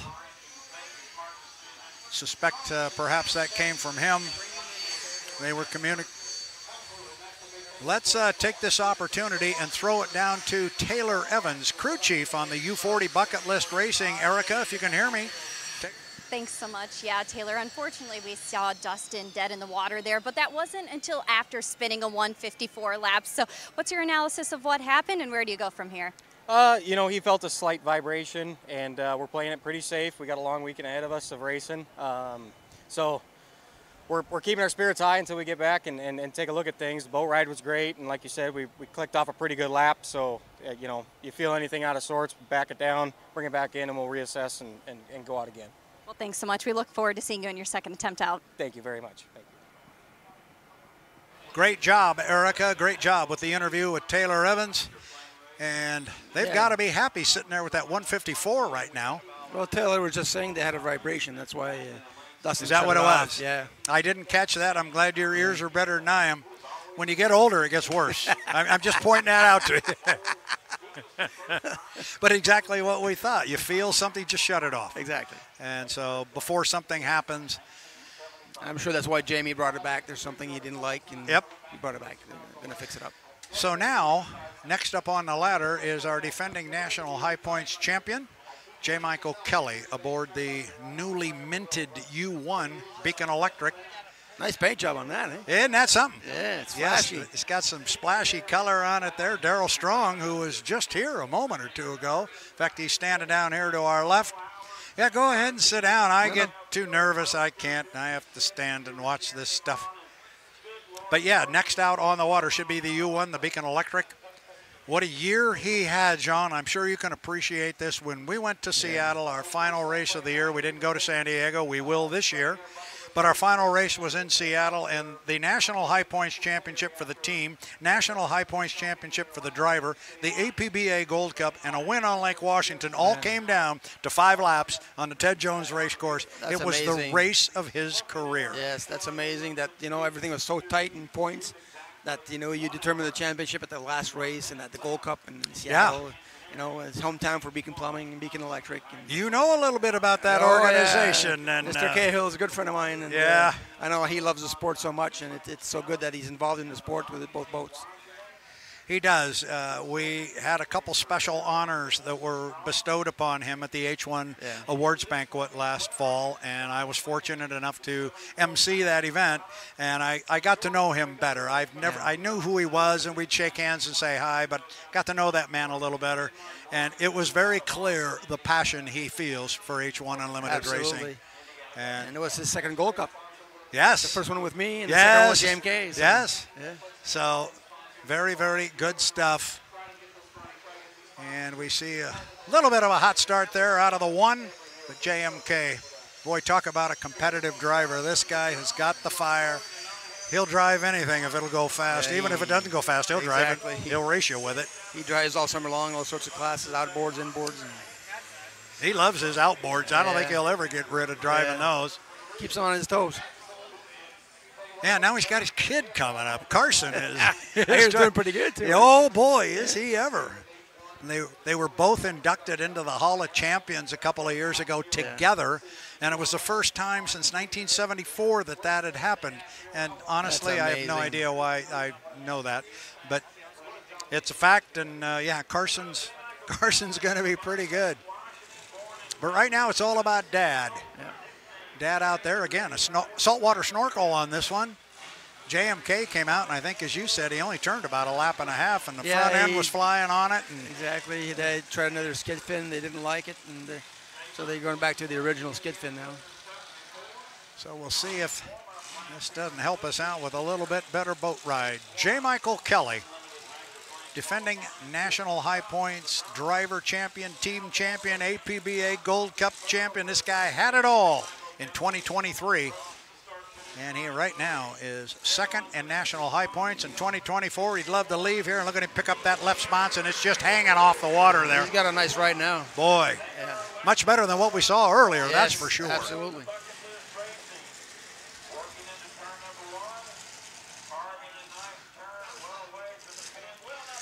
Boat looks good through the bottom end of the race course. Look how wide he slid out there, but you got to find the right groove.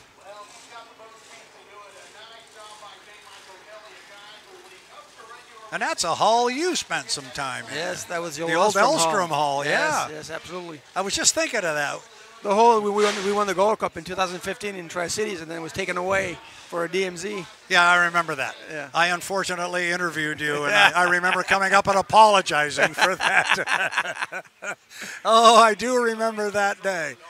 J. Michael Kelly off the top end of the race course, and this is why we say they run on a cushion of air. Look at that. You can look right underneath that hydroplane. Right in the bubble. Boy, look at that left side, inside sponson, just barely touching the water. Every time you touch the water, that's friction. That's going to slow you down. Absolutely. So that's a super, super boat ride. We'll see if that put on a good number there. Boy, exactly what you just said. He's 148.118, and exactly what you were talking about. He's staying wide at the entrance and exit pin, but he's getting real close to that apex buoy.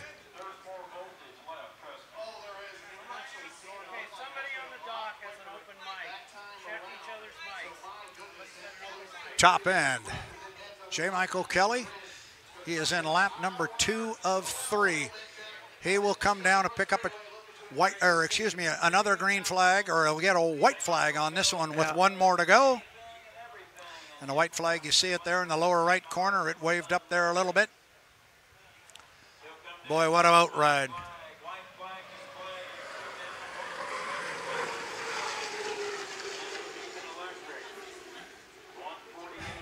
I don't know, you talked about having a cup of coffee on these long straightaways.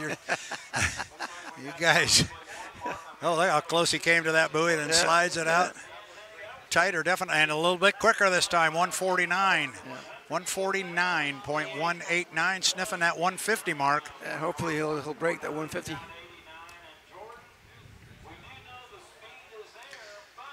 So far, Corey Peabody at 152 is the only boat we have heard. Oh, look at that cool drone shot there. Yeah. Looking down on the Milton-Madison Bridge. Watch Mike tighten it up right there at the apex, and that buoy right there. Now watch him slide it out. Good view there to see how he's... That was a good corner. Yeah, and how he's negotiating that and how you do it during testing. Got to do it different during racing. Yeah, you got to keep your square him lane. up. Yeah. But here he comes. 3 Nice up ride. and 3 down. A lot better than this morning.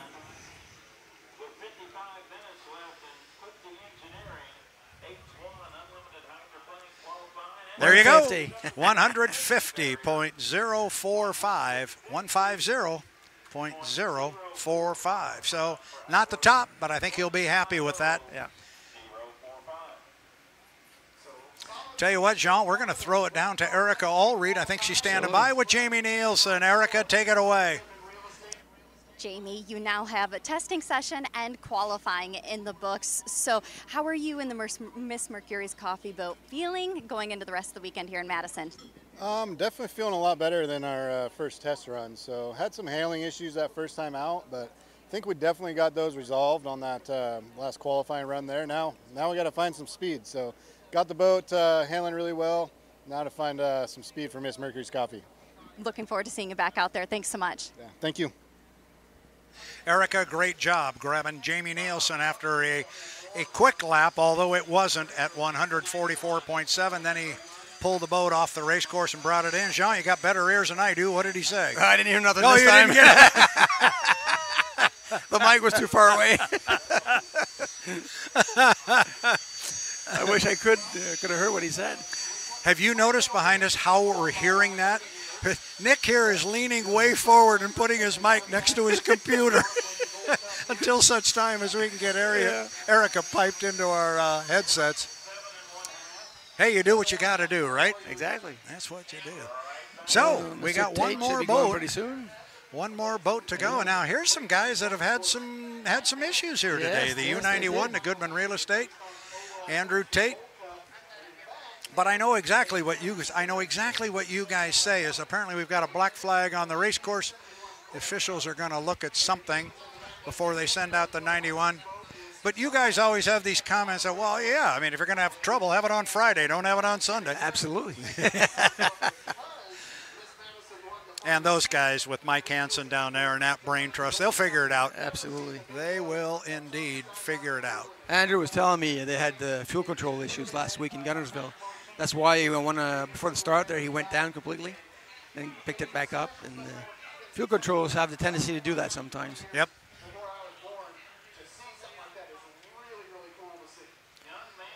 So 4 of our 5 H1 Unlimiteds have taken to the water. You see the speeds on the screen there, the top being Dustin Eccles at 154.6. Now, we have not yet received information that they have cleared tech, but as soon as we get that, we will pass that along, Corey.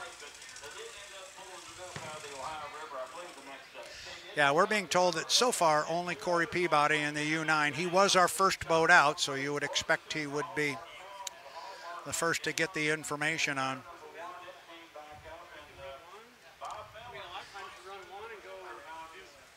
John, so you know this new chief referee that we have here with H1 Unlimited, Jonathan Abbott. What can you tell me about this guy? Have you raced under his watchful eye? No, I have not, but his father, Bob Abbott, which I think refereed here a couple of years ago, is one of my good friends.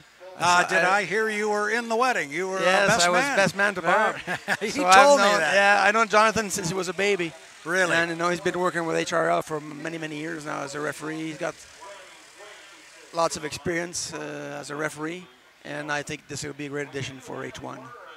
Yeah, so far, people are going to test him, of course, and that's what you guys do. And I say you guys as a driver, they're going to. I was fortunate enough to be a part of the interview process with him. Okay. And I interviewed him with Mike Denslow on the phone, and when we hung up the phone, we both kind of text back and forth, Mike and I, and just very impressive guy. Yeah. And honestly, John, it was an interview that I prepped for a lot more so than maybe I ever did in my work days, interviewing potential salespeople. And I had some real questions. I want to know some of the questions were along the lines of what's the most important thing in your position as a chief referee? And I was looking for one word, and he spit it out almost immediately, which was consistency. Okay. And because you guys just want to know how he's going to call it, and call it the same way all the time. Exactly. And there were some other things, and he's a very impressive guy. Yeah. And H1, all of us have to keep that young man happy. Yeah, consistency is so important. Make fair calls, same calls, that everybody gets the same call for the same mistakes. That's it.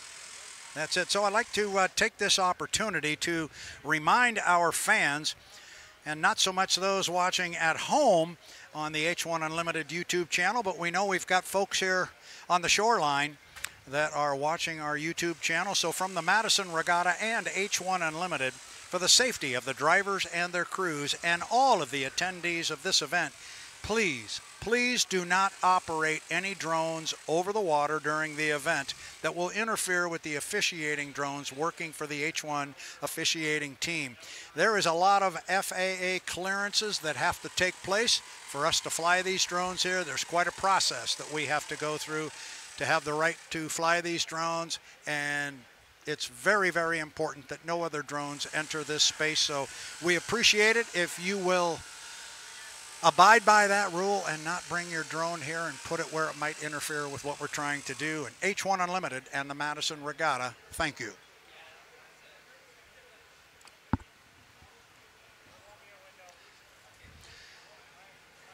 So, John, I'll tell you what, it is the 2024 Madison Regatta, the Indiana Governor's Cup. Jean and I are going to step away from the microphone for just a moment, and I'm going to go check with the officials and find out what the black flag is all about. We'll be right back. Sounds good.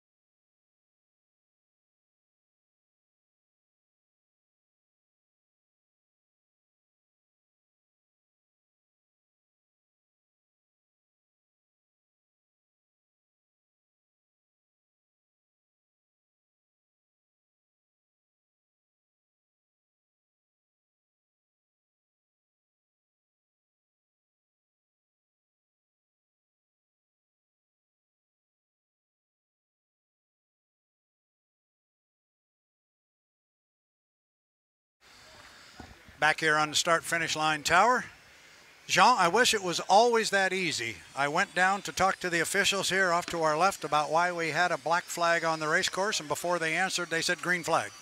Now, apparently there was some boat traffic down What more there. can we ask for? It was good. Yes. And with that, Andrew Tate is away from the dock in the U91, the Goodman Real Estate. The boat is owned by Miss Madison Racing. This should be interesting. It should be very interesting, and no doubt the local favorite. So Yeah, we know who the fans are cheering for. Yeah. And man, this young kid can handle a race boat, can't he? Yes, absolutely. And he's a character. I thoroughly enjoy Andrew Tate. And he's in the hot rod now. Last year, you could talk maybe he was in the older of the two hulls, but he's in the new one now. And yeah, that boat's pretty awesome. Oh boy, is it ever! Jimmy Shane had a lot of success with it. And, sure did. I'm sure Andrew will have success with it also. So I have to ask this question because people are going to beat us up on social media if I don't ask it. You want to get back out and want to go for a ride? I'd like that. Yeah, but I would like that. Yeah. Well, Mr. Rainey down there. Tell him you need to go out and just. He'd probably say something about not on this race course. Yeah, exactly. All right, this should be very interesting. Here comes Andrew Tate, U91. He is our winner. He's our winner of our first race in Guntersville. Had some issues this morning, but if we're going to rate the boat ride, I'd say it's right up there at the top. Looked good to me. Absolutely. Yeah.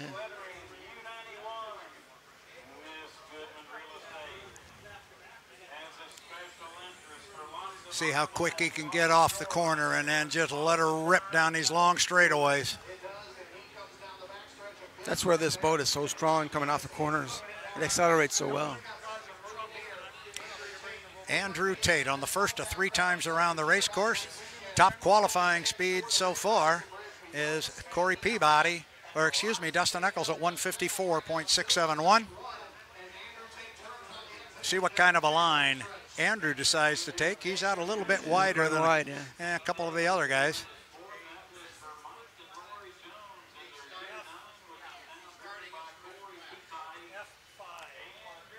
Man, solid. 1 up, 1 down, 2 more to, and very good. Thank you. The U40, Dustin Eccles, Jean, we just heard has cleared the tech truck, so that 154.671 is official. That's a good speed. He's at the top of the ladder. Andrew going to knock him down. We're going to find out. Andrew Tate, 154.878. Yes. And his name is over there on the left at the top of the list right now. Holy cow. That didn't take long. No. So, up the backstretch. Now you can watch his line through the corner here. Oh, and look, he was really close to that second buoy. Yeah. Now he slides it out wide. That's the name of the game there. Exactly. Look at those 3 buoys in the center of the corner that he was tight with. Just get the speed up.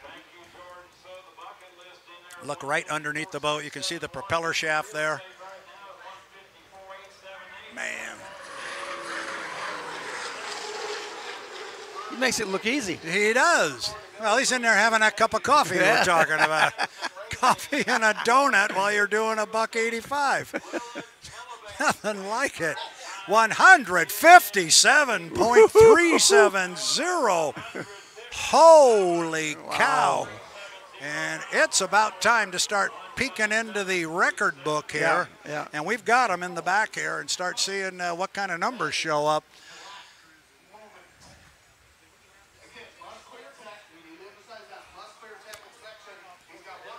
Yeah, when he ran with it. Tightened it up just a little bit. Is that going to save him a little bit of time? Are we going to see a 158? Andrew Tate sending a message up and down pit row. I am here, and there's no problem in this boat. Tater. There you go. Wow. What is that going to say?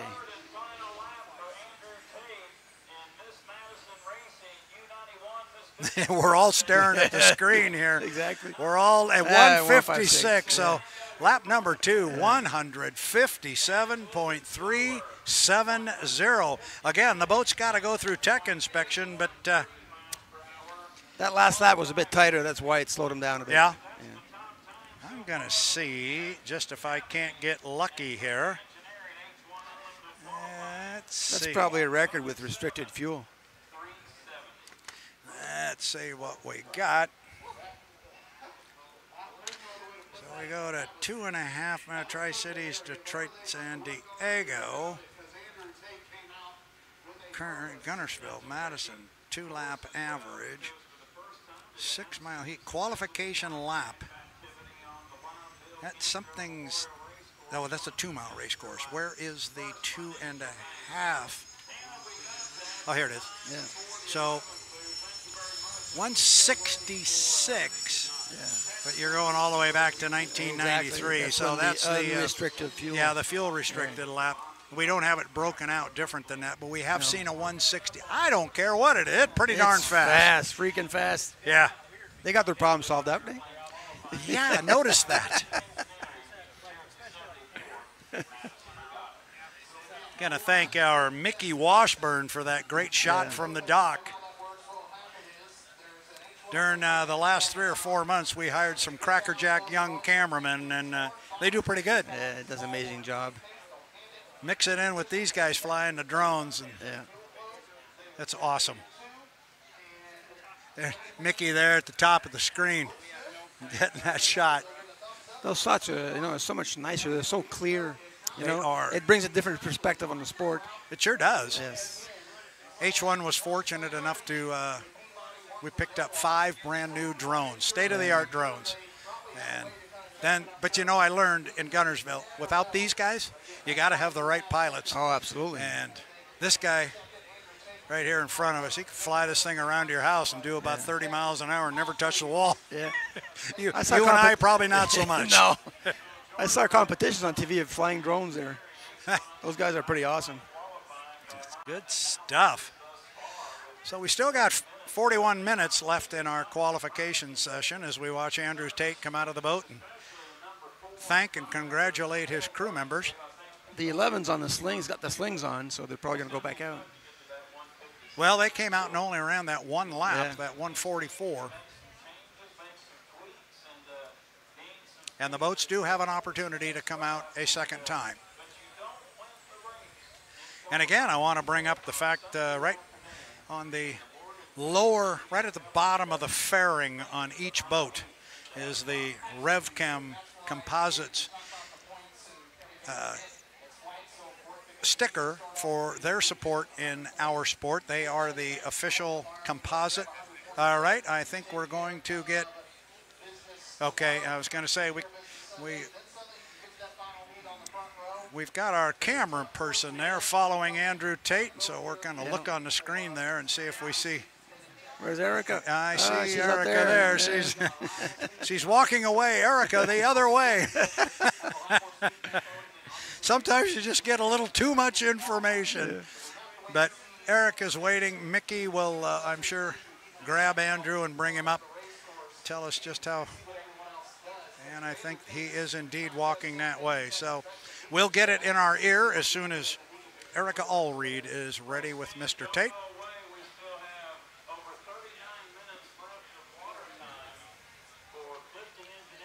The slings are off the 11 now.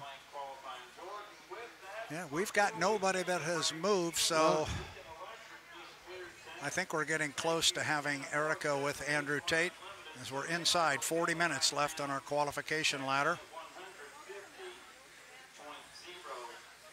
So J. Michael Kelly's speed of 150.045 is now legit. He has cleared the tech truck. There we got Andrew.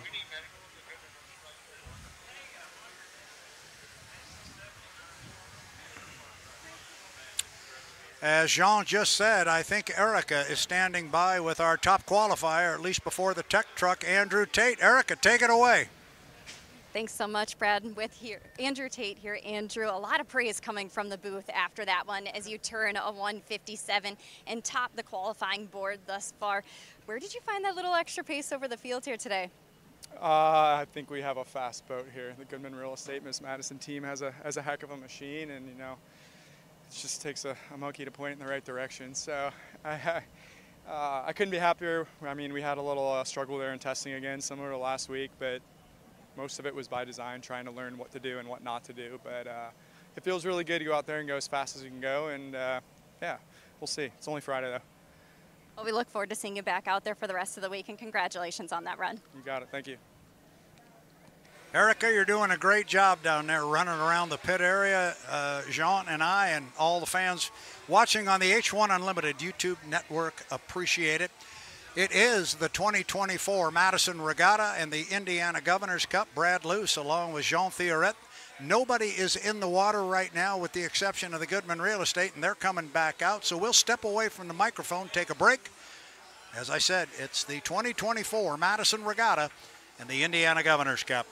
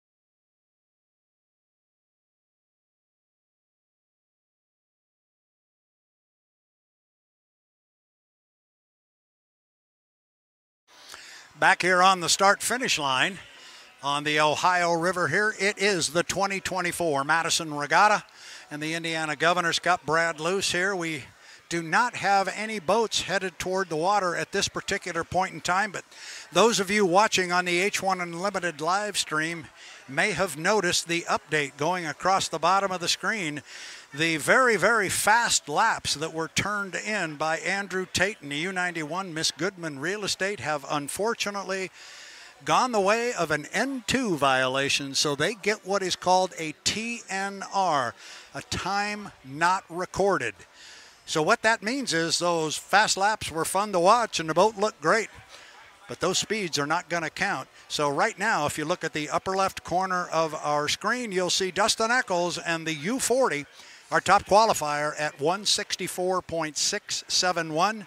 The rest of the boats have all cleared tech inspection, so I'm going to expect we're going to see the U91 back out on the water, but for now I'll step away.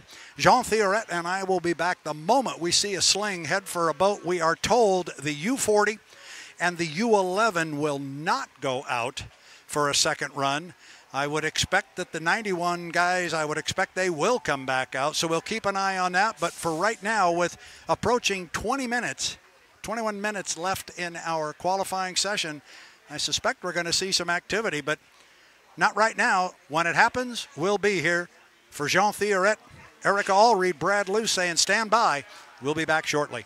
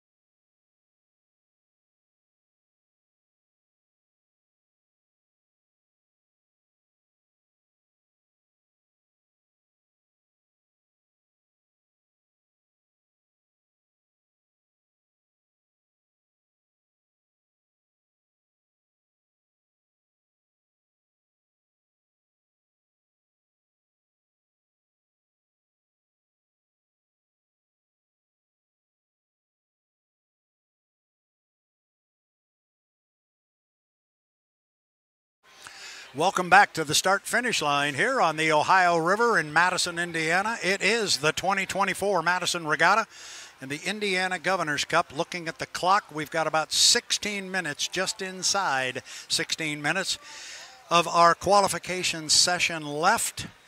The last news we had was that the U91 Andrew Tate Goodman Real Estate failed tech inspection because of the dreaded N2 violation.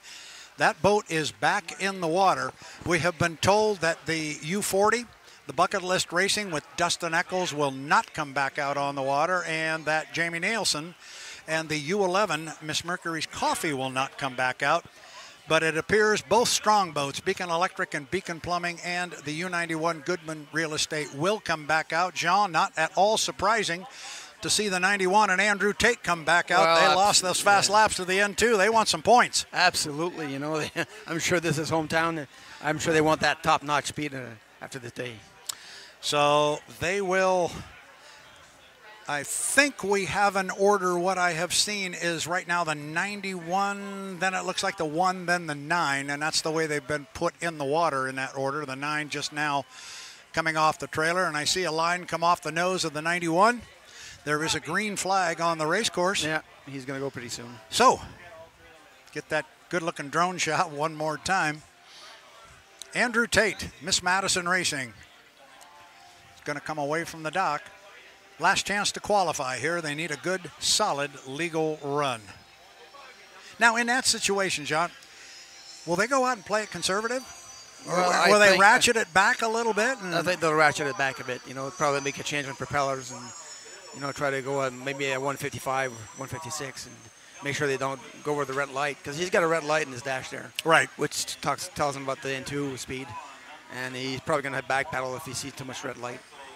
And just to talk about the N2 a little bit, he can exceed and get that red light on, but just can't stay on very long. Exactly. I think it's 3 seconds he can do max at a time. So Andrew Tate is back out on the water. He had a TNR, which is a time not recorded. The numbers aren't even up on the screen. I don't even remember what it was, and it doesn't make any difference because it 157. No, and it doesn't count. Exactly. So you'll see if he can get it done now legal. And he is up the backstretch, young man on the move. Andrew Tate, Goodman Real Estate. Beautiful looking race boat with that gold and white trimmed in black. Top end of the race course. Going to slide it out to about lane number 4. Here he comes. And again, just like on the last time, he will get 3 laps to turn a good one. Let's see what we get. Andrew Tate, we're going to put him on a clock right now. Tate, Goodman Real Estate.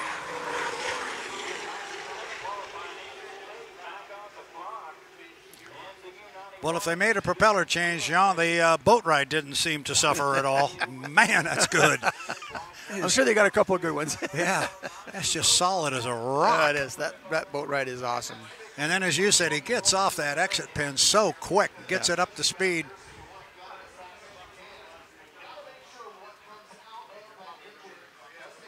So like that, he's already halfway up the backstretch, goes underneath the Milton Madison Bridge. You see the shadow go by there on the rooster tail, and he's at the top end already.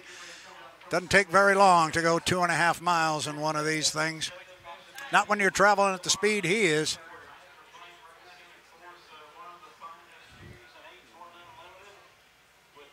Solid as a rock on the water, just barely touching the water.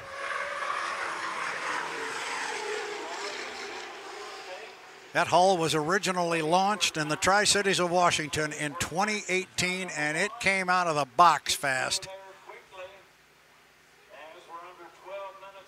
That's a nice corner there. Oh, slowing down. And there he goes, but he's already posted the top lap. So 156, and they're going to say, all right. Yeah, that's it. It's legal. Let's post it. Hopefully it'll be legal.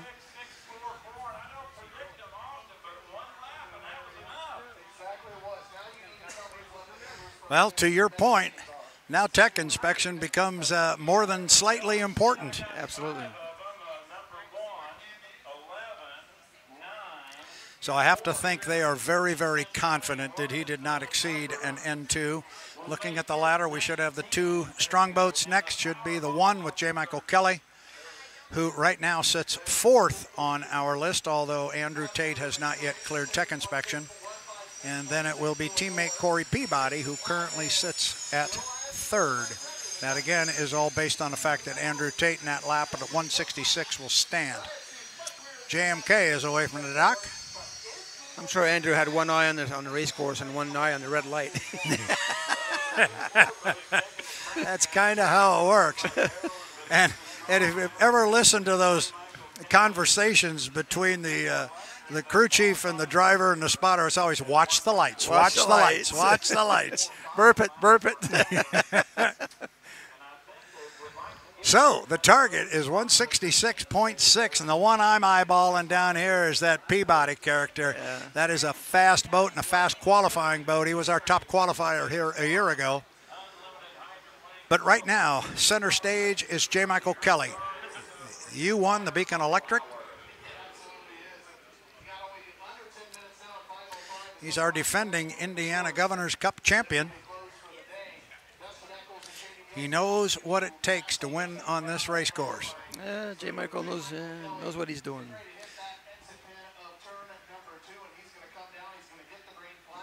He's going really wide on there. Going to get a run at it. Yeah. Here he comes. Underneath the shadow of that Milton Madison Bridge. See the shoreline there is the Madison side.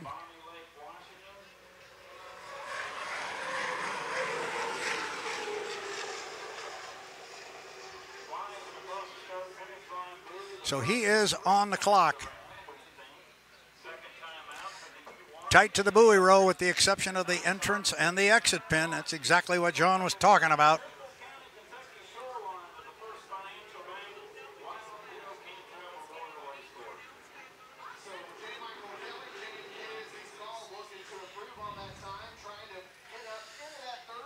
Currently sitting with a qualification run of 150.045 that was deemed legal by the tech truck. Everybody got through the tech truck the first time with the exclusion of Andrew Tate in the U91.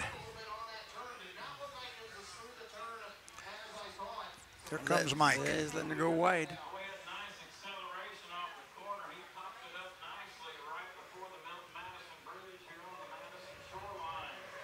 He's right in light. Yeah. He's trying to get some speed out of it. I remember some guy named Jean Theoret driving that same hull like that in the front chute in Tri-Cities, qualifying at 160.000. Remember that I very remember well. that. I remember that run.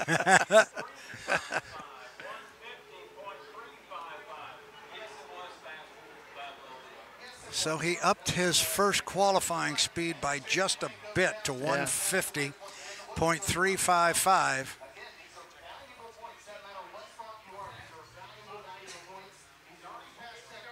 So he's on lap number 3 up at the top end.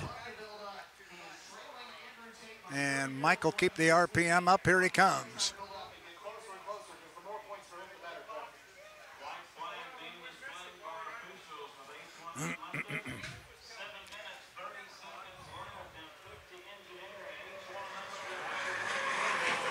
He's dancing that front end, John, as he comes down the front chute.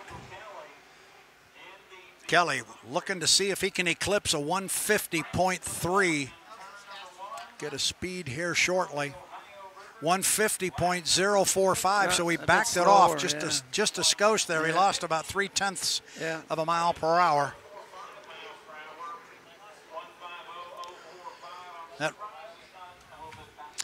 That lap 2 of 150.045 was equal to his fast lap the last time out, but he's now looking at a 150.355 as the quickest so far.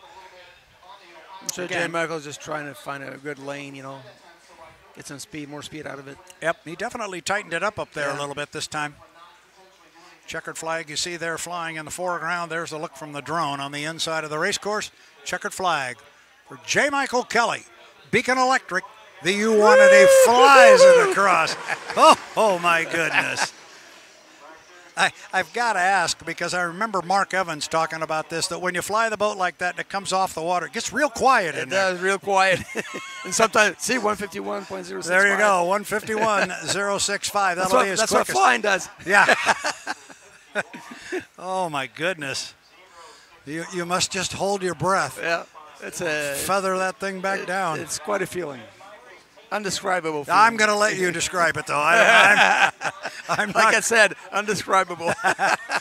I'm not going out and doing it. So J. Michael Kelly, at least on the course, has upped his speed a little bit. It's not going to move him up the ladder, but he was a little bit faster than the previous time out. We'll see if the 151.065 will clear tech inspection. And they're going to come quick because we are looking at 5 minutes and 20 seconds here in our qualifying session. They're going to get Corey out on the water quick as soon as the officials say go. They have done that. Corey Peabody going to come away from the dock in the U9. The Beacon Plumbing, white trimmed in blue, yellow lettering, good-looking race boat. Mickey Washburn with the camera view there. This should be interesting. It should be. I think, you know, this is a quick race boat, and this is very reminiscent of what happened here exactly a year ago. Yeah. He was down the ladder, and he was the last boat to get on the water, and his last lap, he got the top number. So we shall see. And the RevChem Composites Fast Lap Award is on the line. Exactly. There's $2,500 here. Do you remember last year's speeds, Brad? I was trying to remember. I do not. We can look him up. We got the stat man back there. He'll be on that, and maybe he can tell us off the top of his head how fast Corey qualified when he was top qualifier a year ago. See on the front of his headband there, it says stat man. He's a tough kid to stop. He's back. He's looking now. Yeah, that's good. We've got him working. Give him something to do. Oh, gosh. Nick Kish is absolutely awesome what he's doing here, and he's looking up the number. Meanwhile, here comes Mr. Peabody driving the Beacon Plumbing, the U9. We'll put him on a clock. He's going to be looking to eclipse a 156, and we'll see how it goes. Wow, 156.006 was Corey's speed a year ago. That's a good speed. 156.006. You're looking at Andrew Tate, 156.644. So the boat's certainly capable. Exactly. And a tip of the cap to the stat man back there. Thanks for the info. This kid's okay. We'll keep him around. All right, top end, Corey. Going to let us know what he's doing here and how it looks and feels. Last year, when I asked him what was the difference on that last lap, he said it was finding the right line. Exactly. He said, I sat with the crew chief and the team. We decided to try this line. It turned out it worked. That was a year ago. This is today, looking for a 156. He's got one in the books. He's got two more to go. We'll see if he's in the neighborhood. How about that? It will pop up 146, 129. So, and he's going to pull his foot too. So he said, nope, I don't think the water conditions are good enough or whatever it was. Or they tried something different and it's not working. So you just said that, and I want to come back to that because so many times that will happen. A boat will go out and test, and they'll run some laps that are slower than the previous time they were out, and people go, well, they didn't learn anything. Oh, yeah, they did. Oh, yeah. They learned they stepped in the other direction, Exactly. and maybe that competition or that combination isn't what they want. Exactly. So you always learn. You change gears, you change propellers, you change the skid fin, you change the rear wing. You know, there's so many changes you can do to the boat, and you try to get better, but sometimes it doesn't work. Okay. There we go. Yeah. So the U91 has cleared tech inspection. So the new official composite supplier to H1 Unlimited, which is RevChem Composites, who have offered up a $2,500 bonus to the top qualifier, the Fast Lap Award, at every one of our events this summer. So far, they're lining Andrew Tate's wallet here. Yeah, He's exactly. got $2,500. I think you and I ought to hit him up again. Goodman Real Estate, eh? Yeah. Real Estate there. John Goodman. John Goodman's probably standing down there going, that's 5 large, son. You owe it to me. But it was a good qualification session. Yes. We had a little bit of drama with the 91 not passing inspection or not passing the tech inspection first time, but going out with a successful run and officially sitting at the top of the ladder at 156.644. My understanding, with Mike Denslow standing here close by, we are going to give that award away right at the start-finish line, right behind the start-finish line tower. He's nodding his head yes. Erica Allreed is going to be there. She's going to have her new best friend, Andrew Tate. She's going to get him up here, and maybe he'll split the money with her. Oh, you never know. You never know. Maybe we should talk to Erica, and maybe she'll split it with us. Anyway, I have not yet received our schedule for tomorrow, but we believe we'll be ready to go on the water at 8 o'clock, and I think first things up is going to be the Grand Prix qualifying, because we wanted to get that done this afternoon. Because of the storm earlier today, we did not get that done, so I know it's going to come very quick on the ladder. That's good. And that'll happen shortly after 8 o'clock. There will be some testing, and then we are going to go boat racing, and it's going to be a very, very busy day 2 of 3 here at the 2024 Madison Regatta, the Indiana Governor's Cup. Jean, any closing comments here you want to say before we're done? It's all good. We had some good qualifying runs, and Andrew Tate's on top of the ladder, and every boat came back on its own except for Dustin Eccles there. Hopefully it's no major problem for them, and they get everything prepared for tomorrow. Yeah, with them and Jamie Nielsen, who decided not to come back out in the Mercury's coffee, but we'll hope everything is well there. As my wife likes to say, the boats are all sunny side up on the trailer. Exactly, that's all that matters. That's a good thing. So we'd like to invite anybody that might be listening to the live stream sitting here at the venue, come on down to start-finish line, see Andrew Tate get his award. But until tomorrow, we will carry it on the stream, but for now, here at start-finish line, for Erica Allreed, for Jean Theoret, this is Brad Luce saying, we'll be here tomorrow morning at 8 o'clock, but don't go away just yet. Erica is setting up the banner over there. She's getting ready for Andrew Tate. See you tomorrow, folks. There you go. So from the start-finish line, we'll say so long. We'll be back momentarily with the award of the Fast Lap qualifier from RevCam. Thank you, everybody.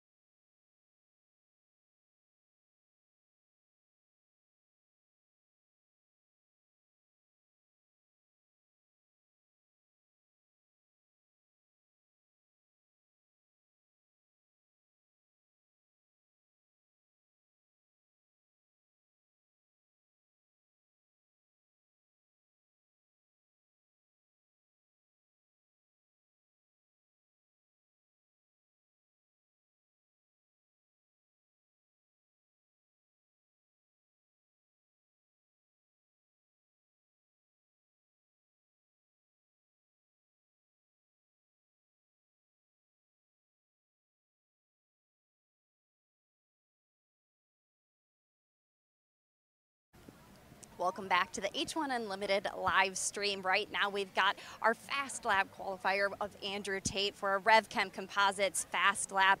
Andrew, what a run it was out there. Where did you find that extra pace here today?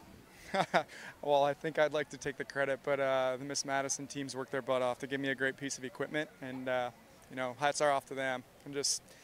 It's a fast boat, and the river's always challenging, but you got to find your lines and make sure to be consistent. So between the two of us, I think we put it all together, and thanks to RevChem for having this showdown here. And how do you translate this effort into the heats tomorrow? Well, momentum's good, confidence is good, so Friday's over though. We're just going to start over tomorrow and back to square one, put our heads down, go to work, and you know, hopefully hit some good starts and beat them all the first turn. Well, you're 2 for 2 on the RevChem Composites fast lap. We've got Chairman Mike Denslow here with your check again here this week. Congratulations to you and the team. And for all of you tuning in to the H1 Unlimited live stream, thank you so much for joining us here today. We'll be back in the morning with some more racing.